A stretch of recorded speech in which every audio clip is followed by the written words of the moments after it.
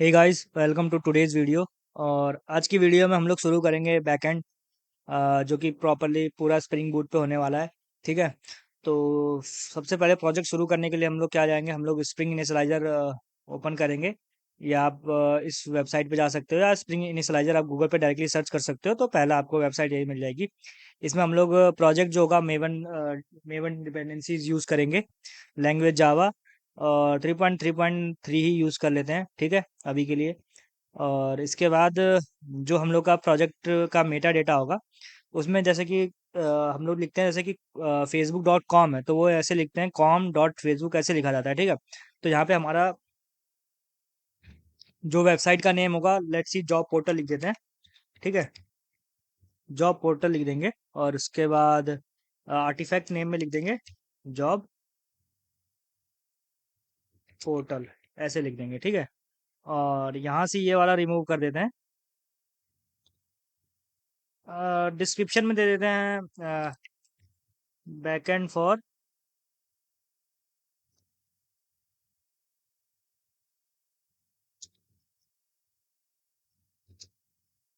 Backend for job portal, ऐसे करके दे देते हैं। ठीक है। और जावा का 17 वर्जन यूज़ करेंगे। आप अपनी चॉइस का कोई भी वर्जन यूज़ कर सकते हैं, लेकिन 17 ज़्यादा मतलब यूज़ करना ठीक रहता है अभी के लिए तो। और इसको फिर मैं जनरेट कर लेता हूँ। यहाँ से जनरेट जैसे ही करूँगा तो मेरे पास एक फ़ाइल डाउनलोड हो जाएगी। और वो फाइल डाउनलोड हो गई है यहाँ पर। तो मैं इसको क्या करूँगा, यहीं पे एक्सपोर्ट कर लूँगा। ठीक है। यहीं पे एक्सट्रैक्ट करने के बाद मैं क्या करूँगा कि जो यहाँ पर है, मेरे को एस टी एस खोलना पड़ेगा सबसे पहले। ठीक है, मैं एस टी एस ओपन कर लेता हूँ। आप एस टी एस डाउनलोड कर लीजिए, सबसे बेस्ट वो चीज़ है। और मैं आपको इसमें क्लियरली दो चीज़ें बता देता हूँ, जैसे कि एक तो हम लोग एस टी एस यूज़ करेंगे, दूसरा मतलब जो डेटाबेस यूज़ करेंगे वो मोंगो डीबी का यूज़ करेंगे इसमें। ठीक है। आप सीक्वल भी यूज़ कर सकते हो, ज़्यादा डिफरेंस नहीं आता है स्प्रिंग बूट अगर आप यूज़ करना जानते हो तो। ठीक है। तो इसके बाद मैं इस वाले इसको चूज़ कर लूँगा। ठीक है, यहाँ पर ही चूज़ कर लेता हूँ ये वाला फोल्डर, और लॉन्च कर देता हूँ। ऐसा क्यों हुआ?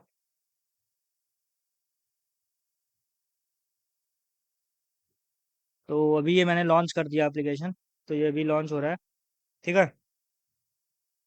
अ, तो यहाँ पे वर्कस्पेस मेरा लॉन्च हो गया। मैं इसमें इंपोर्ट प्रोजेक्ट्स करूँगा।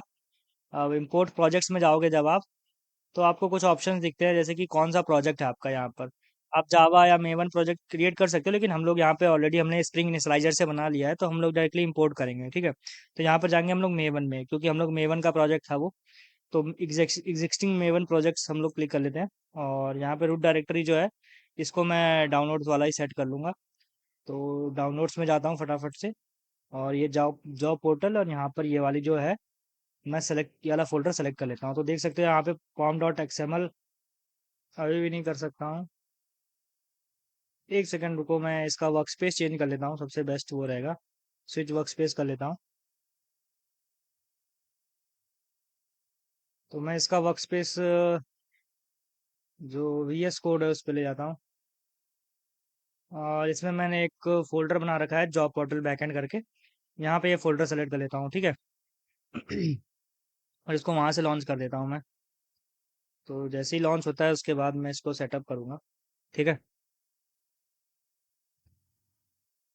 बस इसका सेटअप ही थोड़ा सा वो रहता है कि जब शुरू में आपका एप्लीकेशन चलने लगता है, तो फिर उसके बाद ज़्यादा कुछ इश्यूज नहीं आते हैं। बाकी आपको डीबगिंग करनी पड़ेगी थोड़ी बहुत, उससे ज़्यादा कुछ नहीं। लेकिन हाँ, ये है कि आपको इसके अंदर डीप नॉलेज होनी चाहिए, बहुत ज़रूरी है वो चीज़ यहाँ पर।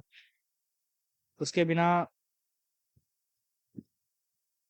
कोई भी कोड डीबग करना इसमें बहुत ही ज़्यादा टफ पड़ जाता है। ठीक है। अभी मैं यहाँ पर इंपोर्ट कर लेता हूँ।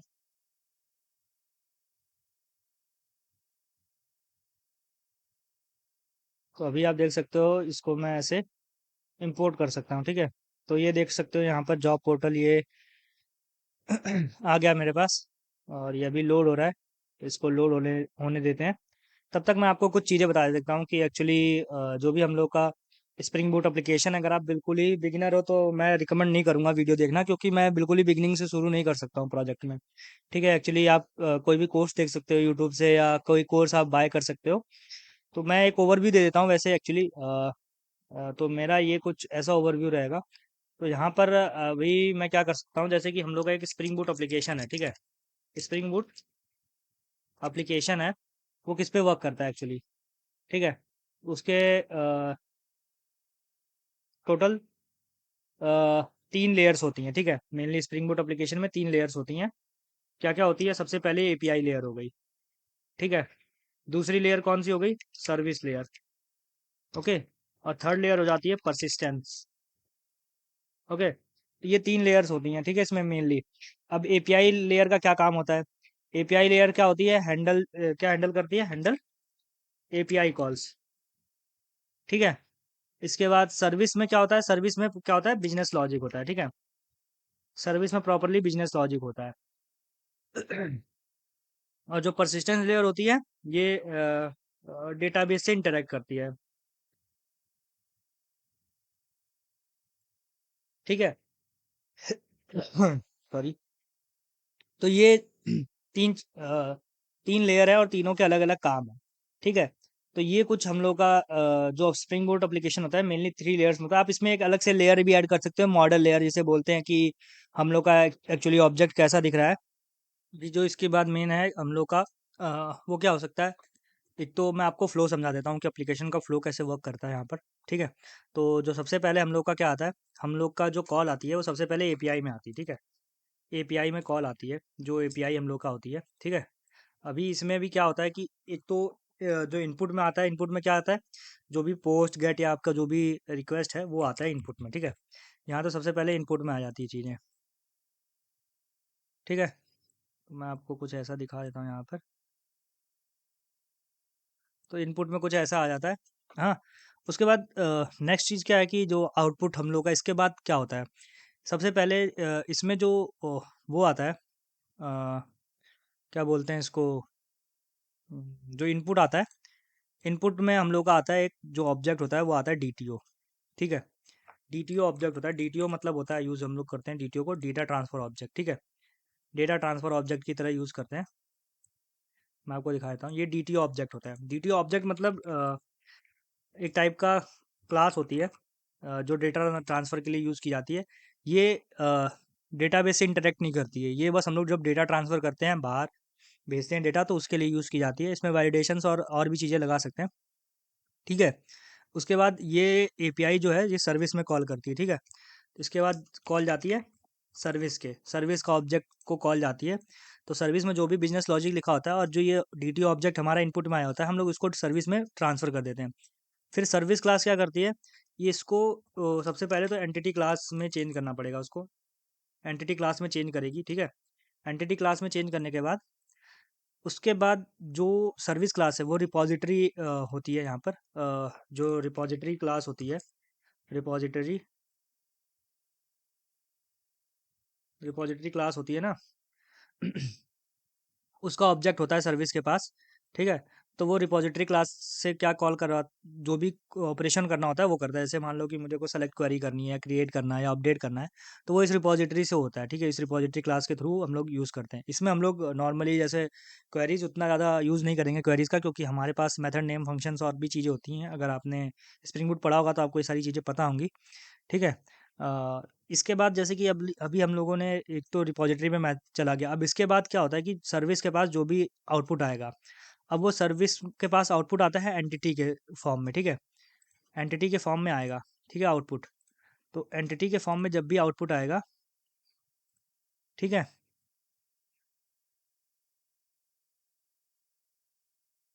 एंटिटी के फॉर्म में जब भी आउटपुट आता है तो वापस से जो मेरा सर्विस क्लास है वो इसको किस में कन्वर्ट करता है, वापस से इसको वो उसमें कन्वर्ट कर देता है। अब जैसे यहाँ पर आया, यहाँ पर अब सर्विस के पास जो भी अ, वो आया आउटपुट, ठीक है, मतलब रिपॉजिटरी से कॉल करने के बाद डेटाबेस से जो भी हमारा कुछ भी आउटपुट आया, उसको ये क्या करता है कि डायरेक्टली इसको हम लोग फिर डीटीओ में यहाँ पर कन्वर्ट कर देते हैं, ठीक है। डीटीओ कन्वर्जन, ये एंटिटी आता है हमारे पास बेसिकली। जब भी हम लोग कुछ रिपोजिटरी से कुछ भी ऑपरेशन करेंगे ना, रिपोजिटरी से जो भी ऑपरेशन करेंगे उसके बाद हमारे पास आता है डीटीओ। तो अब डीटीओ नहीं आता है, एंटिटी आता है, तो फिर हम लोग उसको डीटीओ में कन्वर्ट करते हैं यहाँ पर।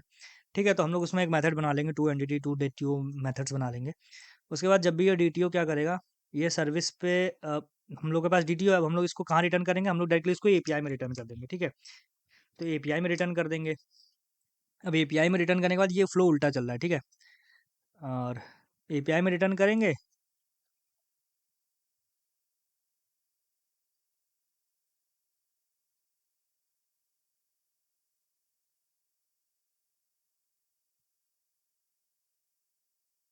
तो एपीआई में रिटर्न करेंगे। ठीक है, एपीआई में रिटर्न करेंगे। अब एपीआई इसको जो भी हम लोग को रिस्पॉन्स भेजना है मैसेज के साथ, वो इसको रिस्पॉन्स कोड के साथ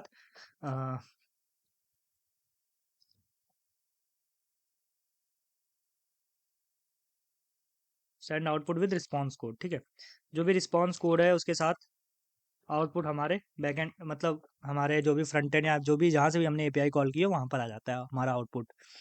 ठीक है, तो ये कुछ चीज़ें हैं हमारे इसके लिए। अब हम लोग का क्या है सीन इसमें कि देखो अब इसके अंदर भी हम लोग की काफ़ी सारी चीज़ होती है। जैसे मान लो यहाँ पर सर्विस क्लास में कोई एक्सेप्शन आ गई, लेट्स सी हम लोग सेम ईमेल आईडी को दोबारा से इंसर्ट करने की कोशिश कर रहे हैं, जो कि यूनिक होनी चाहिए पूरे डेटाबेस में। तो उस केस में क्या होता है कि हम लोग एक्सेप्शंस थ्रो करते हैं वहाँ से, तो उन एक्सेप्शंस को हैंडल करना और फिर मतलब अब मैंने रिस्पॉन्स भेजा है, अगर मान लो एपीआई से रिस्पॉन्स गया है, मैंने मतलब एपीआई को कॉल किया है किसी, तो अगर वहाँ से कुछ कोडिंग की लैंग्वेज में लेट्स सी एक नॉर्मल सिंपल सा रिस्पॉन्स नहीं आ रहा है, जैसे कोडिंग की लैंग्वेज में रिस्पॉन्स आ रहा है एकदम, तो मैं उसको कैसे इंटरप्रेट करूँगा। ठीक है, इस चीज़ को तो अभी मतलब मैं उस चीज़ को तो एकदम अ, समझ पाऊंगा नहीं अगर नॉर्मल मैं यूज़र हूँ क्लाइंट, तो फिर मेरे को क्या करना होगा, मेरे को वहाँ पर एक हैंडलर यूज़ करना पड़ेगा, एक्सेप्शन हैंडलर्स यूज़ करने पड़ेंगे। इसमें सारे कॉन्सेप्ट हैं वो, ठीक है, अगर आपने पढ़े हो तो अभी जो हम लोग का सबसे मेन चीज़ है, हम लोग एक एंटिटी क्लास बनाएंगे। एंटिटी क्लास बेसिकली क्या होती है, मैं आपको एंटिटी क्लास का बता देता हूँ। एंटिटी क्लास क्या होती है, जो एंटिटी क्लास है, ठीक है, एंटिटी क्लास बेसिकली इंटरेक्ट करती है। ये जस्ट एक तरफ से कह सकते हो कि एक इमेज होती है, इमेज या एक कॉपी होती है हमारा जो डेटाबेस कैसा दिखेगा, जो डॉक्यूमेंट हमारा डेटाबेस में होगा। जैसे भी मोंगोडीबी का डेटाबेस यूज़ करें तो उसमें डॉक्यूमेंट्स होते हैं, या आप माई सीक्वल यूज़ करें तो उसमें रोज़ होती हैं, तो आपका रोज़ कैसे होंगी, मतलब उसमें कौन कौन से कॉलम होंगे। ठीक है, तो ये चीज़ें होती हैं इसमें। तो अभी जो हम लोग एंटिटी क्लास होती है वो क्या होती है, एक इलिस्ट्रेशन हो सकता है डेटाबेस का। ठीक है, डेटाबेस में जो टेबल है उसका इलिस्ट्रेशन, डेटाबेस का इलिस्ट्रेशन नहीं होता है, मतलब एक टाइप से कह सकते हो टेबल जो हम लोग बना रखे हैं, जैसे यूजर्स टेबल मान लो हम लोग बनाएंगे, तो उसमें क्या क्या फील्ड होनी चाहिए, उसमें आईडी होनी चाहिए, यूजर नेम होना चाहिए, पासवर्ड होना चाहिए, ईमेल होना चाहिए, और मतलब और भी अगर कोई फील्ड हो तो वो होनी चाहिए वहाँ पर। तो एग्जैक्टली यही चीज़ होती है वहाँ पर। अभी जो हम लोग का मेन है एंटिटी क्लास में, हम लोग जो सबसे पहली क्लास बनाएंगे, हम लोग उसको क्या बनाएंगे, सबसे पहली हम लोग की एंटिटी क्लास बनेगी, ठीक है, यूजर, यूजर क्लास, यूजर बनाएंगे। एक यूजर टेबल होगी नॉर्मल, ठीक है, यूजर्स करके टेबल होगी, उसमें एक यूजर डॉक्यूमेंट होगा। अब इसमें क्या होगा, इसमें सबसे पहला फील्ड क्या हो सकती है, सबसे पहली फील्ड होगी आईडी। ठीक है, लेट्स सी आईडी होगी। दूसरी फील्ड नेम होगा, बेसिकली यूजर नेम आप कह सकते हो। ठीक है, अ, तीसरी फील्ड क्या होगी यूजर नेम के अलावा, ईमेल होगी। ठीक है, ईमेल के अलावा क्या हो सकता है, ईमेल के अलावा पासवर्ड होगा वहाँ पे। ठीक है, अब इसके बाद देखो एक फील्ड होगी, जैसे को कह सकते हैं हम लोग मेनली हम लोग कह सकते हैं उस फील्ड को एक तो आईडी हो गई, नेम हो गया, ईमेल हो गया, पासवर्ड हो गया, और लास्ट वाली फील्ड को हम लोग कह सकते हैं जैसे कि टाइप क्या है।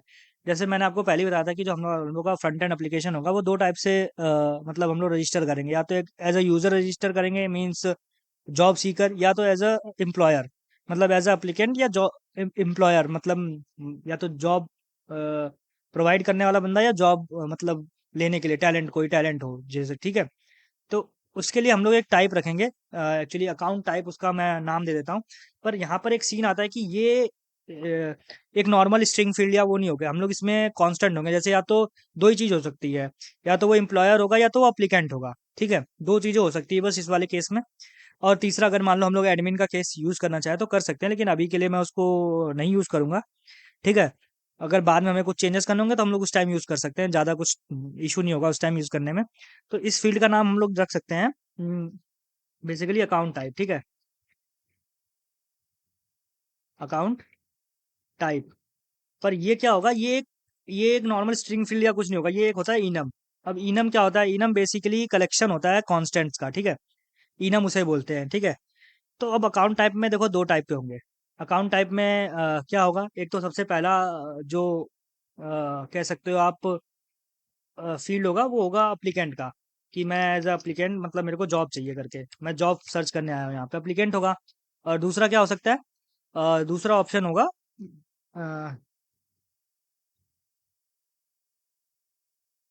एम्प्लॉयर का, ठीक है, दूसरा ऑप्शन होगा एम्प्लॉयर का। तो हम लोग का जो कुछ ऐसा रहेगा, ये कुछ ऐसा दिखेगा क्लास, ठीक है। अभी आप यहाँ पर देख सकते हो, जो हमारा क्लास रहेगा वो कुछ ऐसा दिखेगा।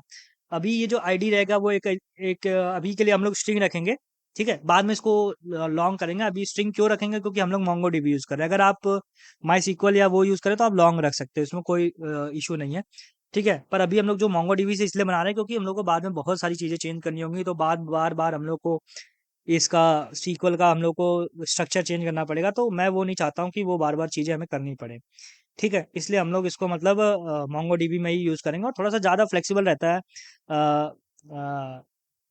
मतलब टेबल यूज़ ना करना, ठीक है, नॉन रिलेशनल डेटाबेस यूज़ करना। तो और आपको थोड़ा सा नॉलेज भी मिल जाएगी मोंगो डीबी का, थोड़ा सा मतलब ज़्यादा कुछ डिफरेंसेस होगा नहीं वैसे, पर तो भी मतलब थोड़ा बहुत तो नॉलेज हो जाती है, ठीक है। तो हम लोग सबसे पहले एप्लीकेशन देख लेते हैं अपना, कि हमारा एप्लीकेशन किस हिसाब से वर्क कर रहा है अभी। अभी उसको हम लोग देख लेते हैं कि फटाफट से सेटअप कर लेंगे। तो हम लोग का कुछ ये एप्लीकेशन है, इसमें जब आपने हम लोगों ने एक्सपोर्ट किया वहाँ पर, मतलब इंपोर्ट किया प्रोजेक्ट को, तो हम लोग का कुछ ऐसे आ गया, ठीक है। अभी आप देख सकते हो, इस आउटलाइन को मैं हटा दूंगा यहाँ से, और इसको भी थोड़ा सा छोटा कर दूंगा, और यहाँ पर इसका फॉन्ट साइज भी मैं थोड़ा सा बड़ा कर दूंगा। तो कुछ एप्लीकेशन हम लोग का ऐसा है, देखो ये ऐसे आता है स्प्रिंग बूट एप्लीकेशन। मगर इसको रन करूँ अभी तो नॉर्मली चल जाएगा, ठीक है, क्योंकि अभी मैंने कुछ ऐड नहीं किया है। एप्लीकेशन नेम जॉब पोर्टल है, ठीक है, कोई इशू नहीं है इसमें।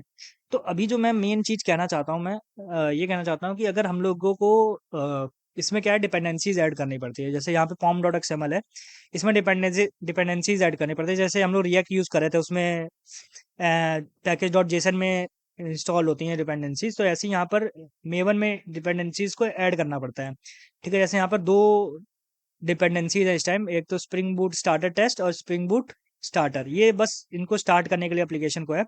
पर अभी हम लोग को कुछ नई चीज़ डिपेंडेंसीज ऐड करनी पड़ेगी अगर स्प्रिंग बूट एप्लीकेशन बना रहे हैं। तो सबसे पहले, उससे पहले मैं क्या करूँगा, यहाँ पर मैं पैकेजेस बना लूँगा। अब पैकेजेस कौन कौन से होते हैं, मैं आपको बता देता हूँ, ठीक है। मेनली पैकेजेस क्या क्या होते हैं यहाँ पर, तो मैं इसको पहले और नीचे ले जाता हूँ, क्योंकि हम लोग ये चीज़ इसके ऊपर करेंगे। तो एक पैकेज में हम लोग का क्या क्या चीज़ें आएंगी, ठीक है। नॉर्मली ये हम लोग का एप्लीकेशन है, तो इसमें क्या क्या क्लासेस होंगी, क्या क्या पैकेजेस होंगे, पैकेजेस मैं बता देता हूँ। एप्लीकेशन पैकेजेस, ठीक है, कुछ ऐसा लिख देता हूँ। और मैं आपको बता देता हूँ पैकेजेस क्या क्या होंगे। जैसे कि ये सबसे पहला पैकेज कह सकता हूँ मैं, एपीआई होगी, जिसमें हम लोग का कॉल्स हैंडल होंगी। मतलब इस एपीआई पैकेज के अंदर हम लोग क्लासेस बनाएंगे, जो भी हम लोग की अलग अलग एपीआईज को हैंडल करेंगे। जैसे यूज़र के लिए अलग क्लास रहेगी, यूज़र की एपीआईज को हैंडल करने के लिए, रजिस्टर या लॉगिन के लिए। तो एपीआई जो है वो कॉल्स हैंडल करेगा, एपीआई कॉल्स को, ठीक है। यहाँ पर वो क्लासेस होंगी जो एपीआई कॉल्स को हैंडल करेंगी। इसके बाद हमारा जो दूसरा पैकेज बनेगा वो बेसिकली बनेगा हम लोग का डीटीओ का, कह सकता हूँ मैं, ठीक है, डीटीओ का पैकेज रहेगा वो, ठीक है। इसके बाद जो तीसरा पैकेज बनाएंगे हम लोग, वो बनाएंगे एंटिटी का। मैंने आपको डीटीओ का मतलब बता ही दिया था, डेटा ट्रांसफर ऑब्जेक्ट के लिए। हम लोग एंटिटी से भी ले सकते हैं, यहाँ पर एपीआई कॉल्स में जो हम लोग डेटा आएगा, ठीक है, जेसन में, उसको हम लोग एंटिटी में भी कन्वर्ट कर सकते हैं, लेकिन वो एक गुड प्रैक्टिस नहीं होती है, उसको हम लोग ऐसे ट्रीट नहीं करते हैं, इसलिए हम लोग डीटीओ यूज़ करते हैं। और गुड प्रैक्टिस और भी, डीटीओ के और भी सारे यूजेस हैं, इस वजह से हम लोग डीटीओ को यूज़ करना ज़्यादा प्रेफर करते हैं। और एंटिटी के बाद हम लोग का सबसे मेन क्लास होगी रिपॉजिटरी। ठीक है, रिपॉजिटरी के बाद जो सर्विस होगी, ठीक है, सर्विस क्लास हो गई। ठीक है, अब इसके बाद हम लोग का ये जो मेन क्लासेस हो गई, ये 5 क्लासेस हो गई। ठीक है, मतलब 5 पैकेजेस हो गए।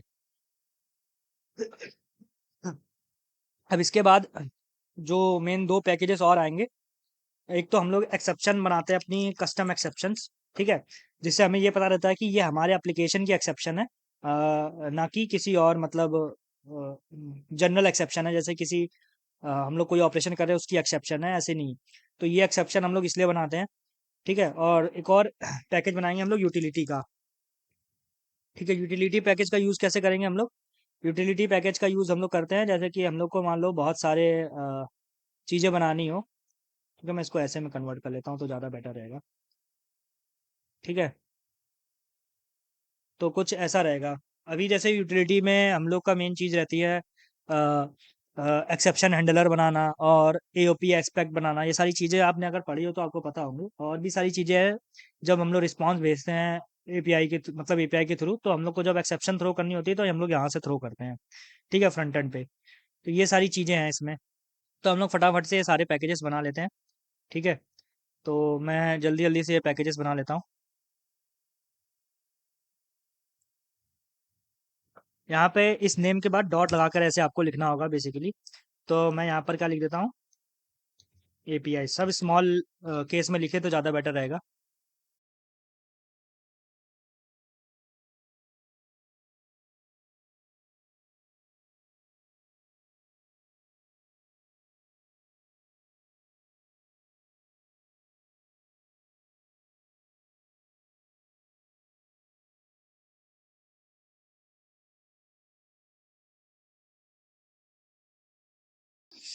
तो अभी हम लोगों ने ये सारी पैकेजेस बना लिए हैं। ठीक है, अभी इसके बाद हम लोग को देखो मेन चीज़ क्या करनी होगी। हमें सबसे पहले तो एक तो यहाँ पे स्प्रिंग बूट एप्लीकेशन में मतलब हमें डिपेंडेंसीज ऐड करनी होगी।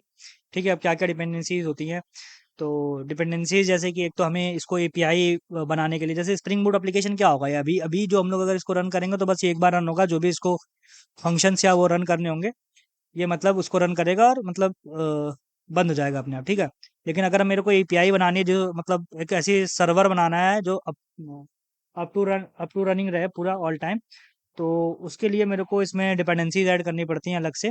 वो होती है स्टार्टर वेब। ठीक है, अगर मैं यहाँ पे स्टार्टर वेब यूज़ करूँ इसकी जगह, स्टार्टर की जगह, तो ये एक मतलब वेब एप्लीकेशन हो जाएगा जिसमें हम लोग एपीआईज और वो कॉल्स भी हैंडल कर सकते हैं। ठीक है, तो मेन डिपेंडेंसीज हमने यहाँ पर चेंज कर ली है।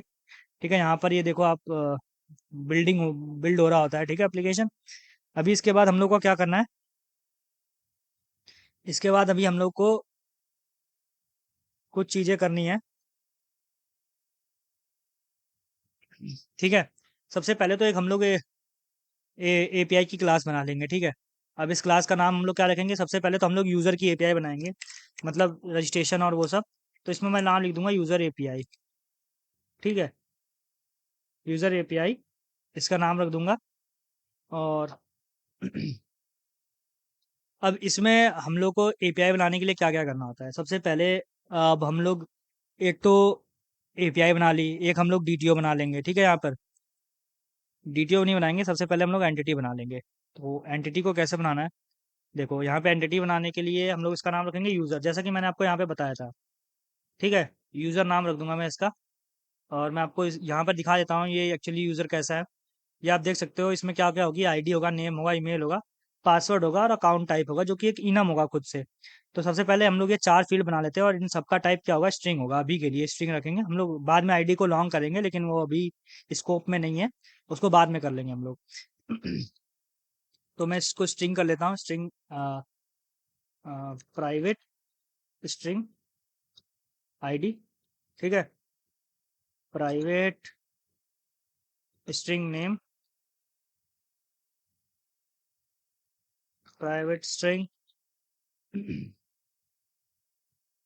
नेम के बाद हम लोग का आ जाता है ईमेल।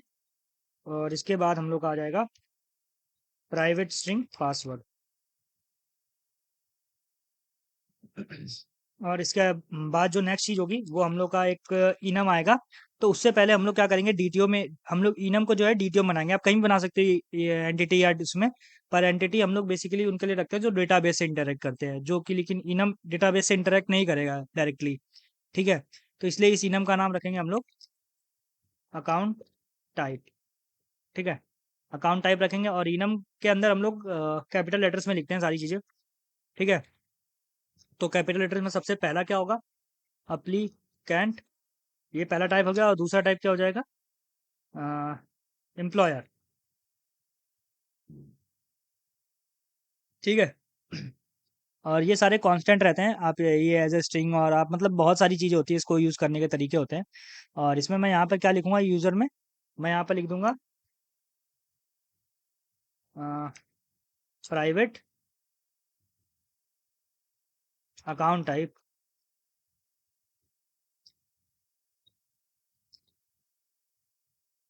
अकाउंट टाइप, अब इसको इंपोर्ट भी करना होगा। ठीक है, तो ये इंपोर्ट भी हो गया यहाँ पे अपने आप। और मैं यहाँ पर सेमी कोलन लगा देता हूँ। अभी हम लोग जो गेटर और सेटर्स हैं, और मतलब गेटर सेटर्स और to string method, hash code methods, इनके लिए हम लोग लॉम्बॉक की क्लासेस यूज़ करेंगे। तो अगर आपको लॉम्बॉक इंस्टॉल करना हो तो आपका सबसे मतलब ईजिएस्ट वे है लॉम्बॉक इंस्टॉल करने का आपके एप्लीकेशन में। ठीक है, उसके लिए आप क्या कर सकते हो, यहाँ पर जा सकते हो आप हेल्प में, और इसमें जा सकते हो आप इंस्टॉल न्यू सॉफ्टवेयर में करके। ठीक है, इंस्टॉल न्यू सॉफ्टवेयर में जाएंगे। ठीक है, तो उसके बाद आपको क्या दिखेगा, आपको यहाँ पर क्या साइट लिखनी है, आपको लिखना है https:// प्रोजेक्ट लॉम्बॉक ORG P2, ये वाला आपको यूज़ करना है। मैंने एक्चुअली ऑलरेडी ही यूज़ कर रखा है इसको, तो आप यहाँ पे नेक्स्ट करके फिनिश करेंगे। तो आपको यहाँ पे बार बार इसको सेलेक्ट करके बस फिनिश करना होगा, तो ये आपके इसमें प्रोजेक्ट में इंस्टॉल हो जाएगा सॉफ्टवेयर।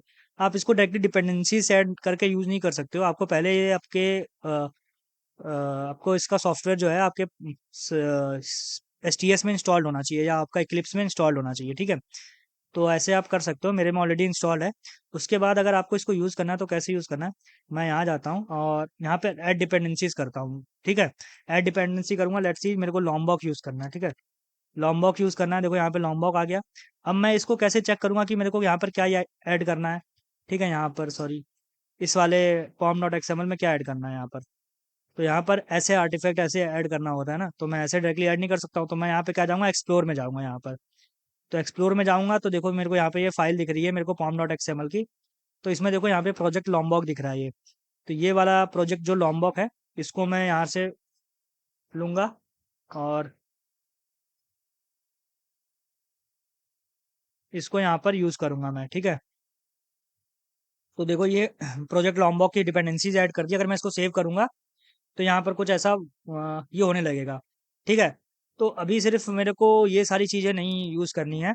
तो सबसे पहले जब जैसे ही मैंने प्रोजेक्ट लॉम्बॉक यूज़ किया, अब मैं यहाँ पे एट द रेट क्या लिख सकता हूँ, पहले तो गेटर्स लिखूंगा मैं। अगर लेट्स सी गेटर्स लिखता हूँ मैं, गेटर आ गया। ठीक है, इसके अलावा मैं सेटर लिखता हूँ। ठीक है, अगर सेटर लिखूंगा सेटर भी आ जाएंगे, गेटर सेटर्स आ गए। और इसके बाद एक तो टू स्ट्रिंग मेथड। ठीक है, टू स्ट्रिंग मेथड भी आ जाएगा। पर देखो एक चीज़ होती है इसमें, एक डेटा एनोटेशन होती है। ठीक है, इसमें इन सबका जो मेन चीज़ है डेटा एनोटेशन होती है। अगर मैं आपको कहूँ, डेटा एनोटेशन देखो क्या करती है, generate getters all the fields are useful to string method and hash code and equals implementation that check all non-transient fields. Okay, equivalent to getter setter required are constructor and toString and equals and hash code. Okay, so आप सिर्फ अगर यहाँ पे data दे दोगे तो आपका ये सब तीनों के इक्वल वर्क करेगा। ठीक है, तो आप यहाँ पे डेटा ही दे दो डायरेक्ट, और ये आप तीनों हटा दो यहाँ से अनयूज्ड इंपोर्ट्स।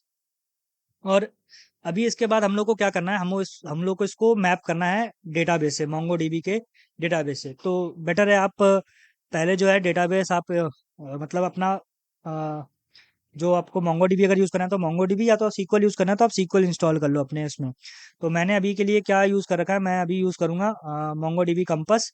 ठीक है, तो मैं अगर लिखूँ मोंगोडीबी कंपस तो मैं इसको यूज़ करूँगा मोंगोडीबी कंपस को यहाँ पर। तो मोंगो डीबी कंपास आ गया।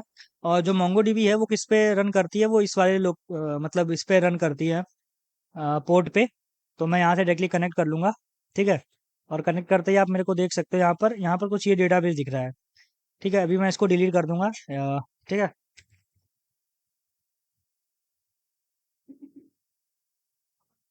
तो ये हम लोग का एक यूज़र इंटरफेस होता है। मैं आपको कह दूं, जैसे कि यहाँ पर आपका टर्मिनल भी मिल जाता है, लेकिन मैं टर्मिनल नहीं यूज़ करूँगा, डायरेक्टली मैं यूज़र इंटरफेस ही यूज़ करूँगा यहाँ पर। ठीक है। तो अभी के लिए मेरे को क्या क्या चीज़ें होंगी यहाँ पर, जैसे सबसे पहला काम हम लोग कर लेंगे यहाँ पर, जैसे ये आईडी है यहाँ पर और नेम है। तो इससे पहले हम लोग को अगर मोंगो डीबी से कनेक्ट करना है, तो मेरे को मोंगो डीबी की डिपेंडेंसी ऐड करनी पड़ेगी यहाँ पर। ठीक है, तो उसको ऐड करने के लिए हम लोग क्या कर सकते हैं यहाँ पर, अभी मैं लॉम्बॉक को रहने देता हूँ, यहाँ पे मोंगो डीबी लिख देता हूँ। मोंगो डीबी, यहाँ पे स्प्रिंग डेटा मोंगो डीबी ये यूज़ करना है। देखो यहाँ जेसन लाइक डॉक्यूमेंट्स। ठीक है। तो ये वाला जो है मोंगो डीबी का, ये वाला मेरे को ऐड करना है डिपेंडेंसी। तो यहाँ से फिर से वापस से मैं एक्सप्लोर में जाता हूँ, और यहाँ पर जो ये मोंगो डीबी का डेटाबेस है, इसको मैं यहाँ से ऐड कर लूँगा, मतलब डेटाबेस की जो डिपेंडेंसी है। ठीक है, स्टार्टर डेटा मोंगो डीबी करके। तो इसको भी मैं पॉम डॉट एक्सएमएल में अपने ऐड कर लूँगा। इसके बाद कहीं पर भी ऐड कर सकते हो आप, मतलब बस ये डिपेंडेंसीज के अंदर होना चाहिए। ठीक है। तो इसको मैं सेव कर लेता हूँ वापस से। अब यहाँ पे देखो वापस से बिल्ड होगा और इसको इंस्टॉल करेगा। ठीक है, तो जैसे ही इंस्टॉल हो जाएगा तो मतलब ये हम लोग यहाँ पर मोंगो डीबी को यूज़ कर सकते हैं। मोंगो डीबी का कैसे यूज़ करना है, अब यहाँ पर हम लोग सबसे मेन एनोटेशंस लगाते हैं। एनोटेशन में हम लोग सबसे मेन एनोटेशन लगाते हैं डॉक्यूमेंट की। यहाँ पे हम लोग लिखेंगे डॉक्यूमेंट। ठीक है, अब डॉक्यूमेंट में हम लोग टेबल से मैप करते हैं। तो यहाँ पे कलेक्शन का नाम हम लोग क्या लिख देंगे, कलेक्शन का नाम लिख देंगे हम लोग यूजर्स। ठीक है। अब उससे पहले भी हम लोग को एक काम करना होगा, क्योंकि हम लोग का जो एप्लीकेशन और प्रॉपर्टीज है, इसमें कुछ भी मेंशन नहीं है अभी तक। ठीक है। अब इसमें हम लोग को मेंशन करना भी बहुत ज़रूरी है कि हम लोग एक्चुअली कौन सा डेटाबेस यूज़ कर रहे हैं। ठीक है। और क्या यूज़ कर रहे हैं। तो हम लोग का इसमें क्या आता है, spring dot data dot spring data ही यूज़ कर रहे हैं, और मोंगो डीबी यूज़ कर रहे हैं। मोंगो डीबी का मोंगो डीबी का यू आर आई यूज़ करेंगे, Mongo dB dot U are आई। ठीक है। तो यूआरआई में हम लोग क्या-क्या करेंगे, यूआरआई में हम लोग का जो वो होगा, देखो मैंने आपको यहाँ पे बताया था जब मैंने स्टार्ट किया था। तो अगर मैं कनेक्शन इन्फो में जाऊँ, तो आप देख सकते हो यहाँ पर लोकल होस्ट 27017 है। पर उससे पहले भी इसके आगे लिखा हुआ था मोंगो डीबी करके उस टाइम। जब मैं आपको, अगर मैं यहाँ से डिस्कनेक्ट करूँ, रुको मैं आपको दिखा देता हूँ, एक सेकंड। अगर मैं डिस्कनेक्ट करता हूँ तो यहाँ देखो ये जो यूआरआई लिखा हुआ है ना, यही यूआरआई हमें सेम कॉपी करना है कहाँ पर, इस वाले में। ठीक है। तो अगर मैं यहाँ पर ऐसे यूआरआई कॉपी कर लेता हूँ, और मेरे को कोलन की, इसके लिए कोलन के लिए मेरे को क्या लगाना पड़ेगा, ये वाला कैरेक्टर। और इसके बाद मेरे को यहाँ पर एक डेटाबेस का वो देना पड़ेगा, नाम। तो डेटाबेस का नाम हम लोग दे देंगे जॉब पोर्टल। ओके। तो अभी डेटाबेस हमने क्रिएट नहीं किया है यहाँ पर। और अगर मैं जाऊँ, यहाँ पर कनेक्ट कर लेता हूँ मैं पहले, अभी डायरेक्टली ऐसे क्रिएट नहीं होगा जब तक मैं एप्लीकेशन रन नहीं करूँगा। और इसके बाद ऑटो इंडेक्स क्रिएशन भी हम लोग इसमें सेट करेंगे। कहाँ गया हम लोग का ये। ठीक है, तो यहाँ पर इतना मैं कॉपी कर लेता हूँ, वापस से इसके ऊपर लिख लेता हूँ मैं।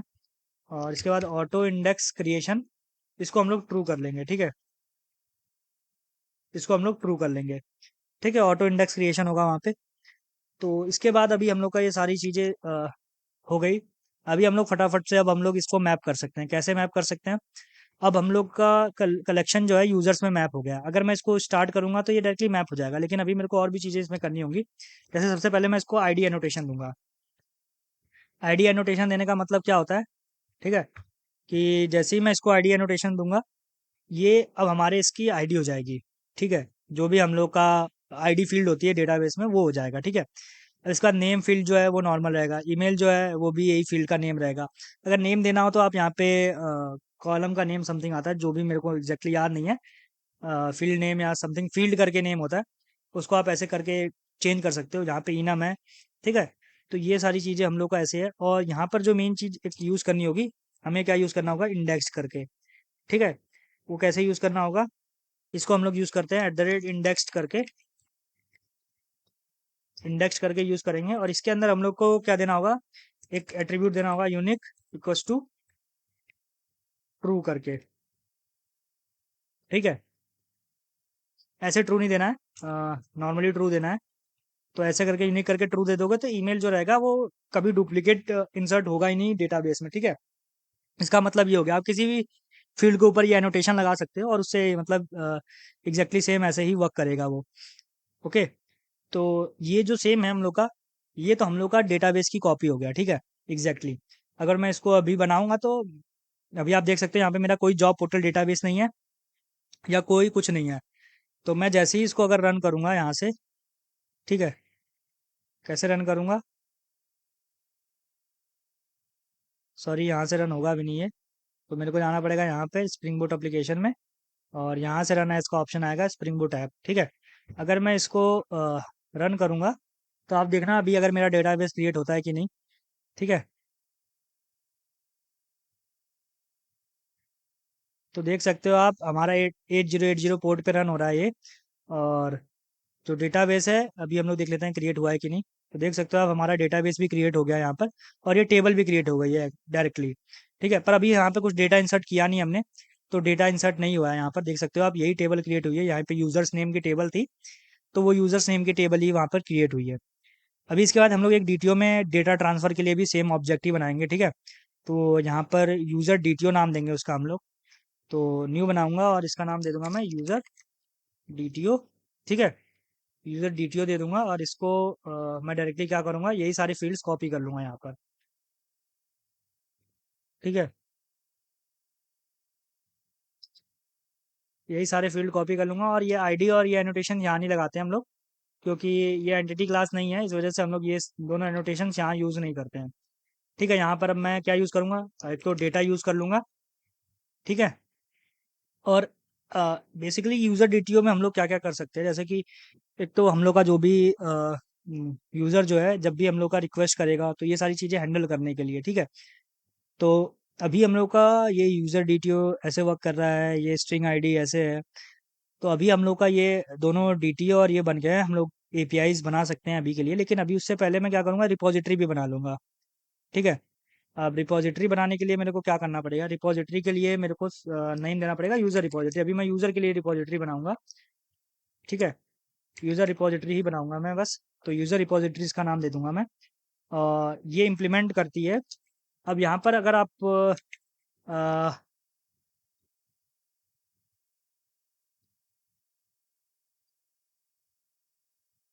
अगर आप मोंगो रिपोजिटरी यूज़ करना चाहते हैं, मोंगो डीबी डेटाबेस, तो यहाँ पे आपको मोंगो लिखना पड़ेगा। अगर आप नॉर्मली सीक्वल डेटाबेस यूज़ करना चाहते हैं तो आपको क्रड रिपोजिटरी लिखना पड़ेगा, और भी मतलब अलग अलग चीज़ें हैं। तो यहाँ पे मोंगो रिपोजिटरी लिख देता हूँ मैं, मोंगो रिपोजिटरी, ठीक है। और यहाँ पर क्या लिखना होता है, टेबल का जो मतलब टाइप है वो लिखना पड़ता है, टेबल। तो यहाँ पे हम लोग किस टेबल के लिए बना रहे हैं, यूज़र टेबल के लिए।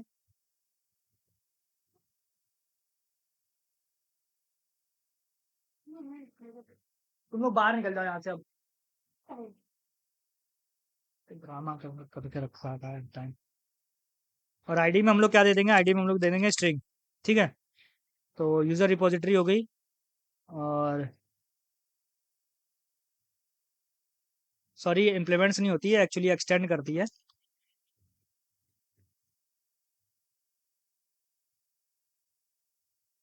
यहाँ क्लास की जगह क्या यूज़ करना है, इंटरफेस यूज़ करना है, ओके।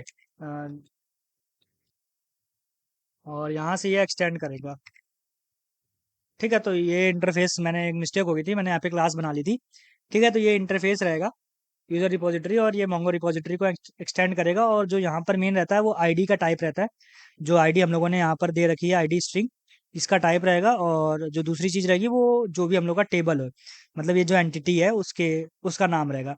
और ये हम लोग को डायरेक्टली सारे क्रड मेथड्स प्रोवाइड कर देगा, क्रिएट, रीड, अपडेट, डिलीट, सारे मेथड ऑटोमेटिक ही प्रोवाइड कर देता है ये, ठीक है। हमें हमें कुछ भी लिखने की ज़रूरत नहीं पड़ती है इसके लिए। अब इसके बाद हम लोग को सर्विस क्लास में देखो दो चीज़ें बनानी पड़ती हैं, अगर आपने ऊप्स पढ़ रखे हो। तो सबसे पहले हम लोग एक सर्विस क्लास का इंटरफेस बनाते हैं, जो कि इंटरफेस कैसे बनेगा हम लोग का, एक तो यूज़र सर्विस नाम दे देंगे हम लोग उसको, ठीक है। यूज़र सर्विस नाम देकर फिनिश कर देते हैं, ठीक है। अभी हम लोग को इसके अंदर हम लोग को क्या क्या चीज़ें लिखनी होंगी, जैसे हम लोग इसमें इंटरफेस बनाते हैं, इंटरफेस में क्या होता है कि बस ब्लूप्रिंट होता है। तो हम लोग का सबसे पहला मेथड होगा जो होगा पब्लिक टाइप का, ठीक है, पब्लिक टाइप का होगा, और जो रिटर्न क्या करेगा, यूज़र रिटर्न करेगा, यूज़र डीटीओ। ठीक है, डीटीओ रिटर्न करेगा, यूज़र रिटर्न नहीं करेगा। यूज़र डीटीओ रिटर्न करेगा, और उसका नाम क्या होगा, रजिस्टर यूज़र। ठीक है, और वो इनपुट में लेगा यूज़र डीटीओ। ठीक है, जो कि होगा यूज़र डीटीओ। ठीक है, कुछ ऐसा रहेगा। और ये हम लोगों ने एक मेथड बना लिया है। ठीक है, अभी इसके बाद हम लोग को एक इसमें इम्प्लीमेंटेशन ही बनानी पड़ेगी इसकी। ठीक है, तो उसको क्लास नाम दे दूंगा मैं, और उसका नाम लिख दूंगा यूज़र सर्विस IMPL। ठीक है, तो अभी मैं इसको क्या करूँगा कि इसको मैं इम्प्लीमेंट्स, ये क्या इम्प्लीमेंट करता है, इम्प्लीमेंट्स यूज़र सर्विस। अगर ये यूज़र सर्विस को इम्प्लीमेंट करता है तो उसके सारे एब्स्ट्रैक्ट मेथड्स या जो भी उसके मेथड्स हैं, उसको मेरे को इसमें इम्प्लीमेंट करना पड़ेगा। तो मैं यहाँ से अगर ऐड अनइम्प्लीमेंटेड मेथड्स पे क्लिक करूँगा, तो ये अपने आप यहाँ पर देखो ओवरराइड करके आ गया। अब मेरे को यहाँ पर इस मेथड का बॉडी लिखनी होगी, जो भी मेरे को बिजनेस लॉजिक लिखना है यहाँ पर। तो बेसिकली बस मेरे को इसको सेव करना है अभी के लिए। ठीक है, तो इतना हम लोग का काम हो गया है अभी। तो अभी मैं क्या करूँगा, एक एपीआई भी क्रिएट कर लूँगा। एपीआई क्रिएट करने के लिए सबसे पहले मेरे को इस क्लास को क्या देना पड़ेगा, इस क्लास को मेरे को देना पड़ेगा रेस्ट कंट्रोलर। ठीक है, रेस्ट कंट्रोलर का मतलब होता है कि ये क्लास जो है वो रेस्ट एपीआईज की कॉल को हैंडल करने के लिए एलिजिबल, मतलब एलिजिबल का मतलब कि बना दी गई है। ठीक है, इसके बाद दूसरी लुक बनाऊंगा मैं, क्रॉस ओरिजिन दूंगा। क्रॉस ओरिजिन का मतलब है कि हम लोग किसी भी ओरिजिन से मतलब रिक्वेस्ट कर सकते हो। जो कॉर्स पॉलिसीज होती है ना, क्रॉस ओरिजिन रिसोर्स शेयरिंग करके, वो हम लोग इसमें अलाउ करते हैं कि किसी भी रिसोर्स से आप अभी के लिए रिक्वेस्ट कर सकते हो, क्योंकि हमारे लोकल होस्ट में है। ठीक है, बेसिकली तो अभी किसी भी रिसोर्स से हम लोग रिक्वेस्ट कर सकते हैं। बाद में जब हम लोग को चेंज करना होगा तो हम लोग अपने सिर्फ फ्रंट एंड से ही कॉल लगाएंगे उसमें, उसको ही अलाउ करेंगे बस। तो अभी मेरा क्रॉस ओरिजिन भी हो गया। ठीक है, और इसके बाद हम लोग का एक एनोटेशन होती है रिक्वेस्ट मैपिंग। ठीक है, रिक्वेस्ट मैपिंग का मतलब होता है कि हम लोग का ये जो क्लास है वो किस राउट राउट पे मैप करेगा, मतलब क्या एपीआई राउट्स होंगे इसके। तो इसका राउट्स होंगे हम लोग के लिए अभी के लिए यूजर्स। ठीक है, हम लोग यूजर्स देंगे क्योंकि ये यूजर की एपीआई है। तो इसके लिए राउट्स दे देंगे। आपकी ये जो ये है, ये मतलब कह सकते हो मर्जी है आपकी, अगर आप डालना चाहो तो डाल सकते हो, अदरवाइज आपको कोई इसकी नीड नहीं है इतनी। अगर आपके राउट कुछ ऐसे हो जो मतलब बिल्कुल ही डिफरेंट हो, तो फिर आप ऐसे भी यूज़ कर सकते हो। और यहाँ पर फिर उसके बाद हम लोग मेथड का नाम लिखते हैं पब्लिक। फिर ठीक है, रिस्पॉन्स एंटिटी। उससे पहले भी हम लोग एक काम करेंगे कि हम लोग का सर्विस क्लास का इंटरफेस है उसको ऑटो वायर कर लेंगे। कैसे करेंगे, हम लोग एक प्राइवेट करके ऑब्जेक्ट बनाएंगे, यूज़र सर्विस लिखेंगे। ठीक है, उसका टाइप और उसका नाम भी लिख देंगे यूज़र सर्विस। ठीक है, तो मैं इसको इंपोर्ट कर लेता हूँ, और इंपोर्ट करने के बाद इसके ऊपर ऑटो वायर लगा दूंगा। ऑटो वायर का मतलब है कि मेरे को इसका ऑब्जेक्ट नहीं बनाना पड़ेगा, जब इसकी नीड होगी अपने आप इसका ऑब्जेक्ट मेरे को मिल जाएगा। ठीक है, तो इसके बाद अभी हम लोग को जो नेक्स्ट काम करना है वो क्या करना है, मैं एक मेथड बना लेता हूँ पब्लिक। ठीक है, और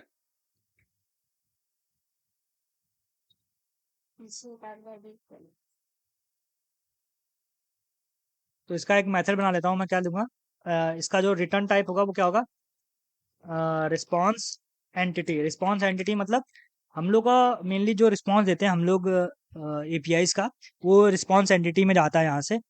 और जो भी हम लोग का रिक्वेस्ट आती है वो इस राउट पे आएगी, मतलब। और यहाँ पर हम लोग अलग अलग मेथड के अलग अलग राउट्स रहेंगे। ठीक है, जैसे ये हम लोग क्रिएट का रख रहे हैं, तो इसमें रिस्पॉन्स एंटिटी हम लोग रिटर्न में भेजते हैं कि इसका जो एंटिटी जाएगी रिस्पॉन्स में वो ये जाएगी। आप नॉर्मल भेज सकते हो, लेकिन हम लोग उसमें मतलब कोड और वो सारी चीज़ें नहीं भेज सकते हैं। तो वो एज अ प्रॉपर रिस्पॉन्स नहीं जाएगा हमारे उसमें। ठीक है, तो मेरे को अभी रिस्पॉन्स एंटिटी दिख रही है आपको ये। तो रिस्पॉन्स एंटिटी, ये इसका यहाँ पे क्या लिखना पड़ेगा, टाइप लिखना पड़ेगा। हम लोग रिस्पॉन्स एंटिटी क्या जाएगी, टाइप। आउटपुट में हम लोग क्या देंगे, यूजर डीटीओ देंगे। मैंने आपको ये ऑलरेडी यहाँ पे बताया था। ठीक है, क्या बताया था आप यहाँ पर देख सकते हो ऊपर। तो यहाँ पर जब भी सर्विस हम लोग डीटीओ देते हैं और एपीआई से जो आउटपुट जाता है वो रिस्पॉन्स में जाता है विद रिस्पॉन्स कोड समथिंग। ठीक है, तो जो आउटपुट जाता है वो क्या जाता है, डीटीओ जाता है। ठीक है हमारा, तो यहाँ पर यूजर डीटीओ ही जाएगा, पर उसके साथ जो भी रिस्पॉन्स कोड जाएगा तो उसको हम लोग भेजेंगे। और यहाँ पर क्या लिखेंगे, रजिस्टर यूजर। ठीक है, यही सेम मेथड का नाम था जो हम लोग का उसमें हम लोगों ने बना रखा था। ठीक है, अब इसके बाद हम लोग का इनपुट में क्या आएगा, इनपुट में भी यूजर डीटीओ आएगा, मैंने भी आपको ये अभी बताया था थोड़ी देर पहले। देखो यहाँ पे इनपुट में क्या आएगा, डीटीओ ऑब्जेक्ट आएगा यहाँ पर एपीआईज में। आप यहाँ पर उससे भी हैंडल कर सकते हो, लेकिन उसमें आप अलग अलग फंक्शनैलिटीज यूज नहीं कर पाएंगे। जब आपको वैलिडेशन करना होगा डीटीओ का, जो आपके पास रिक्वेस्ट आ रही है उसका वैलिडेशन करना होगा, तो आप उसको एंटिटी क्लास में इम्प्लीमेंट नहीं कर सकते हो सही से। ठीक है, इसलिए हम लोग डीटीओ क्लास बनाते हैं। तो इसमें अभी भी यूजर यूजर डीटीओ दे दूंगा, और इसका भी टाइप यूजर डीटीओ दे दूंगा ऐसे। ठीक है, और ये कुछ ऐसा रहेगा अभी के लिए। और इसमें अभी रिटर्न कर दूंगा नल। ठीक है, नल रिटर्न कर दूंगा। तो अभी के लिए मैंने नल रिटर्न किया है, और इसका मैं राउट बनाऊंगा कैसे। अभी देखो नॉर्मल रिक्वेस्ट मैपिंग क्या है, रिक्वेस्ट मैपिंग का मतलब है ये सारे राउट्स हैंडल करेगा। मतलब गेट रिक्वेस्ट भी हैंडल करेगा, पोस्ट भी हैंडल करेगा, और पुट भी हैंडल करेगा। ठीक है, डिलीट भी हैंडल करेगा, सारे राउट्स को हैंडल करेगा। रिक्वेस्ट मैपिंग का मतलब क्या है। पर अभी हम लोग यहाँ पर क्या करेंगे, हम लोग इसका टाइप डिफाइन कर देंगे, जैसे कि गेट मैपिंग है, पोस्ट मैपिंग है, पुट मैपिंग है। तो यहाँ पर हम लोग उसके लिए लिखते हैं पोस्ट मैपिंग। ठीक है, पोस्ट मैपिंग लिखते हैं। पोस्ट मैपिंग का मतलब है कि ये एक पोस्ट मेथड है। ठीक है, जिसमें हम लोग पोस्ट रिक्वेस्ट कर सकते हैं। यहाँ पर जब भी आप उससे रिक्वेस्ट करते हो ना, क्या बोलते हैं, पोस्टमैन से, या वहाँ पर तो आप टाइप सेलेक्ट करते हो कि गेट है या पोस्ट है। ठीक है, या फ्रंट एंड से रिक्वेस्ट करते हो तो भी। और यहाँ पे इसका राउट दे देंगे हम लोग, इसका राउट क्या दे देंगे, क्रिएट रजिस्टर, सॉरी क्रिएट नहीं, रजिस्टर, रजिस्टर। ठीक है, रजिस्टर राउट दे देंगे। ठीक है, और पोस्ट मैपिंग में हम लोग का क्या आता है, ऑब्जेक्ट आता है। तो उस ऑब्जेक्ट को हम लोग को अगर इससे मैप कराना हो, जैसे कि हम लोग यहाँ से क्या भेजते हैं, अभी मैं आपको एक क्लियरली चीज़ दिखा देता हूँ। पोस्टमैन ओपन करता हूँ मैं, और इसमें आपको क्या होगा कि जब भी आप यूज़र ड्यूटियों को वहाँ से इनपुट लेंगे, ठीक है, तो आपके पास दो चीज़ें आती हैं। मतलब दो चीज़ें नहीं, एक ही चीज़ें आएंगी, जो आपका जेसन ऑब्जेक्ट आएगा। अब जेसन ऑब्जेक्ट को अगर आपको इसमें मैप करना होगा, तो आपको क्या नोटेशन लगानी पड़ती है, इस ऑब्जेक्ट में मैप करना होगा तो रिक्वेस्ट बॉडी लगानी पड़ती है आपको। ठीक है, रिक्वेस्ट बॉडी, रिक्वेस्ट बॉडी लगाएंगे तो रिक्वेस्ट बॉडी से क्या होता है, देखो यहाँ पर अभी लिख के आएगा। ठीक है, annotation indicating a method parameter should be bound to the body of the web request. Body of the web request means जो भी आपकी बॉडी आ रही है वेब रिक्वेस्ट की, मतलब जैसे आपने वहां से जेसन ऑब्जेक्ट भेजा है, तो वो इस पे मैप होगा। ठीक है, तो अब यहाँ पर क्या होता है कि ये तो मैप कर दिया हमने, अब हम लोग को यूजर सर्विस का कौन सा मेथड कॉल करना है यहाँ पे। ठीक है, तो यहाँ पर रिस्पॉन्स में कैसे हम लोग भेजेंगे। ठीक है, तो अभी के लिए हम लोग यूजर सर्विस का कौन सा मेथड कॉल करना है, अभी तो यहाँ पे रिटर्न नल ही रहने देते हैं। ठीक है, कुछ नहीं, अभी मैं आपको बहुत ही बेसिक से समझा रहा हूँ, बाद में इसको थोड़ा सा हम लोग फास्ट कर लेंगे। तो अभी यहाँ पर हम लोग को कैसे सेव करना है इसमें ऑब्जेक्ट को, तो उससे पहले मैं क्या करूँगा, यहाँ पर एक जो हम लोग का रिपॉजिटरी है उसको मैं ऑटो वायर कर दूंगा, क्योंकि मैंने आपको बताया था ऑलरेडी ये चीज़ कि हम लोग का जो रिपॉजिटरी रहेगी वो सर्विस में यूज़ होती है। तो मैं यहाँ पे लिख देता हूँ प्राइवेट। ठीक है, private user repository, user repository, और यहाँ पे यूज़र रिपॉजिटरी ऐसे नाम लिख देता हूँ। ठीक है, और इसको मैं क्या करूँगा, ऑटो वायर कर दूंगा। ऑटो ऐड का करने का मतलब है अपने आप इसमें जो भी इसका ऑब्जेक्ट होगा वो इंसर्ट हो जाएगा ऑटोमेटिकली। ठीक है, अब बेसिकली ये बहुत ही ज़्यादा बेसिक सी चीज़ है। स्प्रिंग बूट की बहुत ही नॉर्मल सी फंक्शनैलिटी है, कोई इतना ज़्यादा बड़ा चीज़ नहीं है। तो अभी जब मेरा यूज़र रिपोजिटरी होगा उसमें हम लोग क्या क्या चीज़ें कर सकते हैं, जैसे कि अभी मेरा आएगा, तो मैंने जो इसकी आईडी बनाने का मतलब है कि आईडी ऑटोमेटिकली जनरेट होगी मोंगो डीबी में। ठीक है, अभी के लिए तो अभी हम लोग उसको चेंज नहीं करेंगे। अभी हम लोग क्या करेंगे कि जो भी मेरा यूजर डीटीओ है, मैंने आपको ये चीज़ बताई थी कि जो भी हमारा डेटाबेस है या रिपोजिटरी क्लास है वो सिर्फ एंटिटी क्लास को ही डील करती है। आप उसमें डीटीओ भेजोगे तो वो डील नहीं करेगी, क्यों, क्योंकि आपने जब यहाँ पे इंटरफेस बना रखा है, आप देखो यहाँ पे, जब भी आपने इस इंटरफेस को यूजर रिपोजिटरी को मोंगो रिपोजिटरी से एक्सटेंड किया है, तो आपने क्या यहाँ पे दिया है, टाइप यूजर दिया है, तो ये सिर्फ यूजर से ही डील करेगा। अगर आप कोई और डेटा टाइप देखो तो यहाँ पे कुछ एक्सेप्शन थ्रो होगी, मैंने कभी यूज नहीं किया है इतना। ठीक है, तो आप अगर इसको यूज करके ट्राई करना चाहते हो कि कौन सा एक्सेप्शन थ्रो होगी तो आप कर सकते हो। ठीक है, मैं यहाँ पर नहीं करूंगा। तो अभी के लिए मैं क्या कर सकता हूँ, मैं सबसे पहले तो इसको चेंज कर लूंगा मैं। ठीक है, यूजर में, तो सबसे पहले मैं क्या करूंगा, यूजर ले लूंगा, यूजर, और इसको इंपोर्ट कर लेता हूँ मैं, और यहाँ पे यूजर दे दूंगा। और इसको इसको चेंज करने के लिए सबसे पहले मेन चीज हम लोग क्या करेंगे, देखो यहाँ पे जो यूजर है इसमें हम लोग एक टू डीटीओ करके मेथड बनाएंगे। ठीक है ना। तो यहाँ पर लिख देता हूँ मैं पब्लिक, और वो लॉन्बॉक प्रोवाइड नहीं कर सकता, इस वजह से मेरे को बनाना पड़ेगा पब्लिक यूजर डीटीओ। ठीक है, यूजर डीटीओ मेरे को यहाँ पे वो देना पड़ेगा उसमें आउटपुट में। और यूजर डीटीओ में अभी मेरे को और क्या क्या चीज़ें देनी होंगी, यहाँ पे लिख दूंगा नाम मैं to D T O method का। ठीक है, टू डी टी ओ, और यहाँ पे क्या जाएगा टाइप। टाइप में कुछ नहीं जाएगा, हम लोग जो नेम नॉर्मल ऑब्जेक्ट है उसी को हम लोग यहाँ पे करेंगे। तो यहाँ पर अभी मेरे को रिटर्न क्या करना होगा, रिटर्न करना पड़ेगा new user D T O. ठीक है, रिटर्न में new user D T O. अब इसका जो कंस्ट्रक्टर होगा नॉर्मली कैसा कंस्ट्रक्टर होगा, अब देख सकते हो पहला आईडी नेम ईमेल इसी सेम रो लाइन में होगा। ठीक है, तो यूज़र डी टी ओ में मैं क्या लिख सकता हूँ, दिस डॉट आई डी। ठीक है, this dot name, this dot email, और दिस डॉट अकाउंट टाइप भी हो गया, और यहाँ पे उससे पहले दिस डॉट पासवर्ड। ठीक है,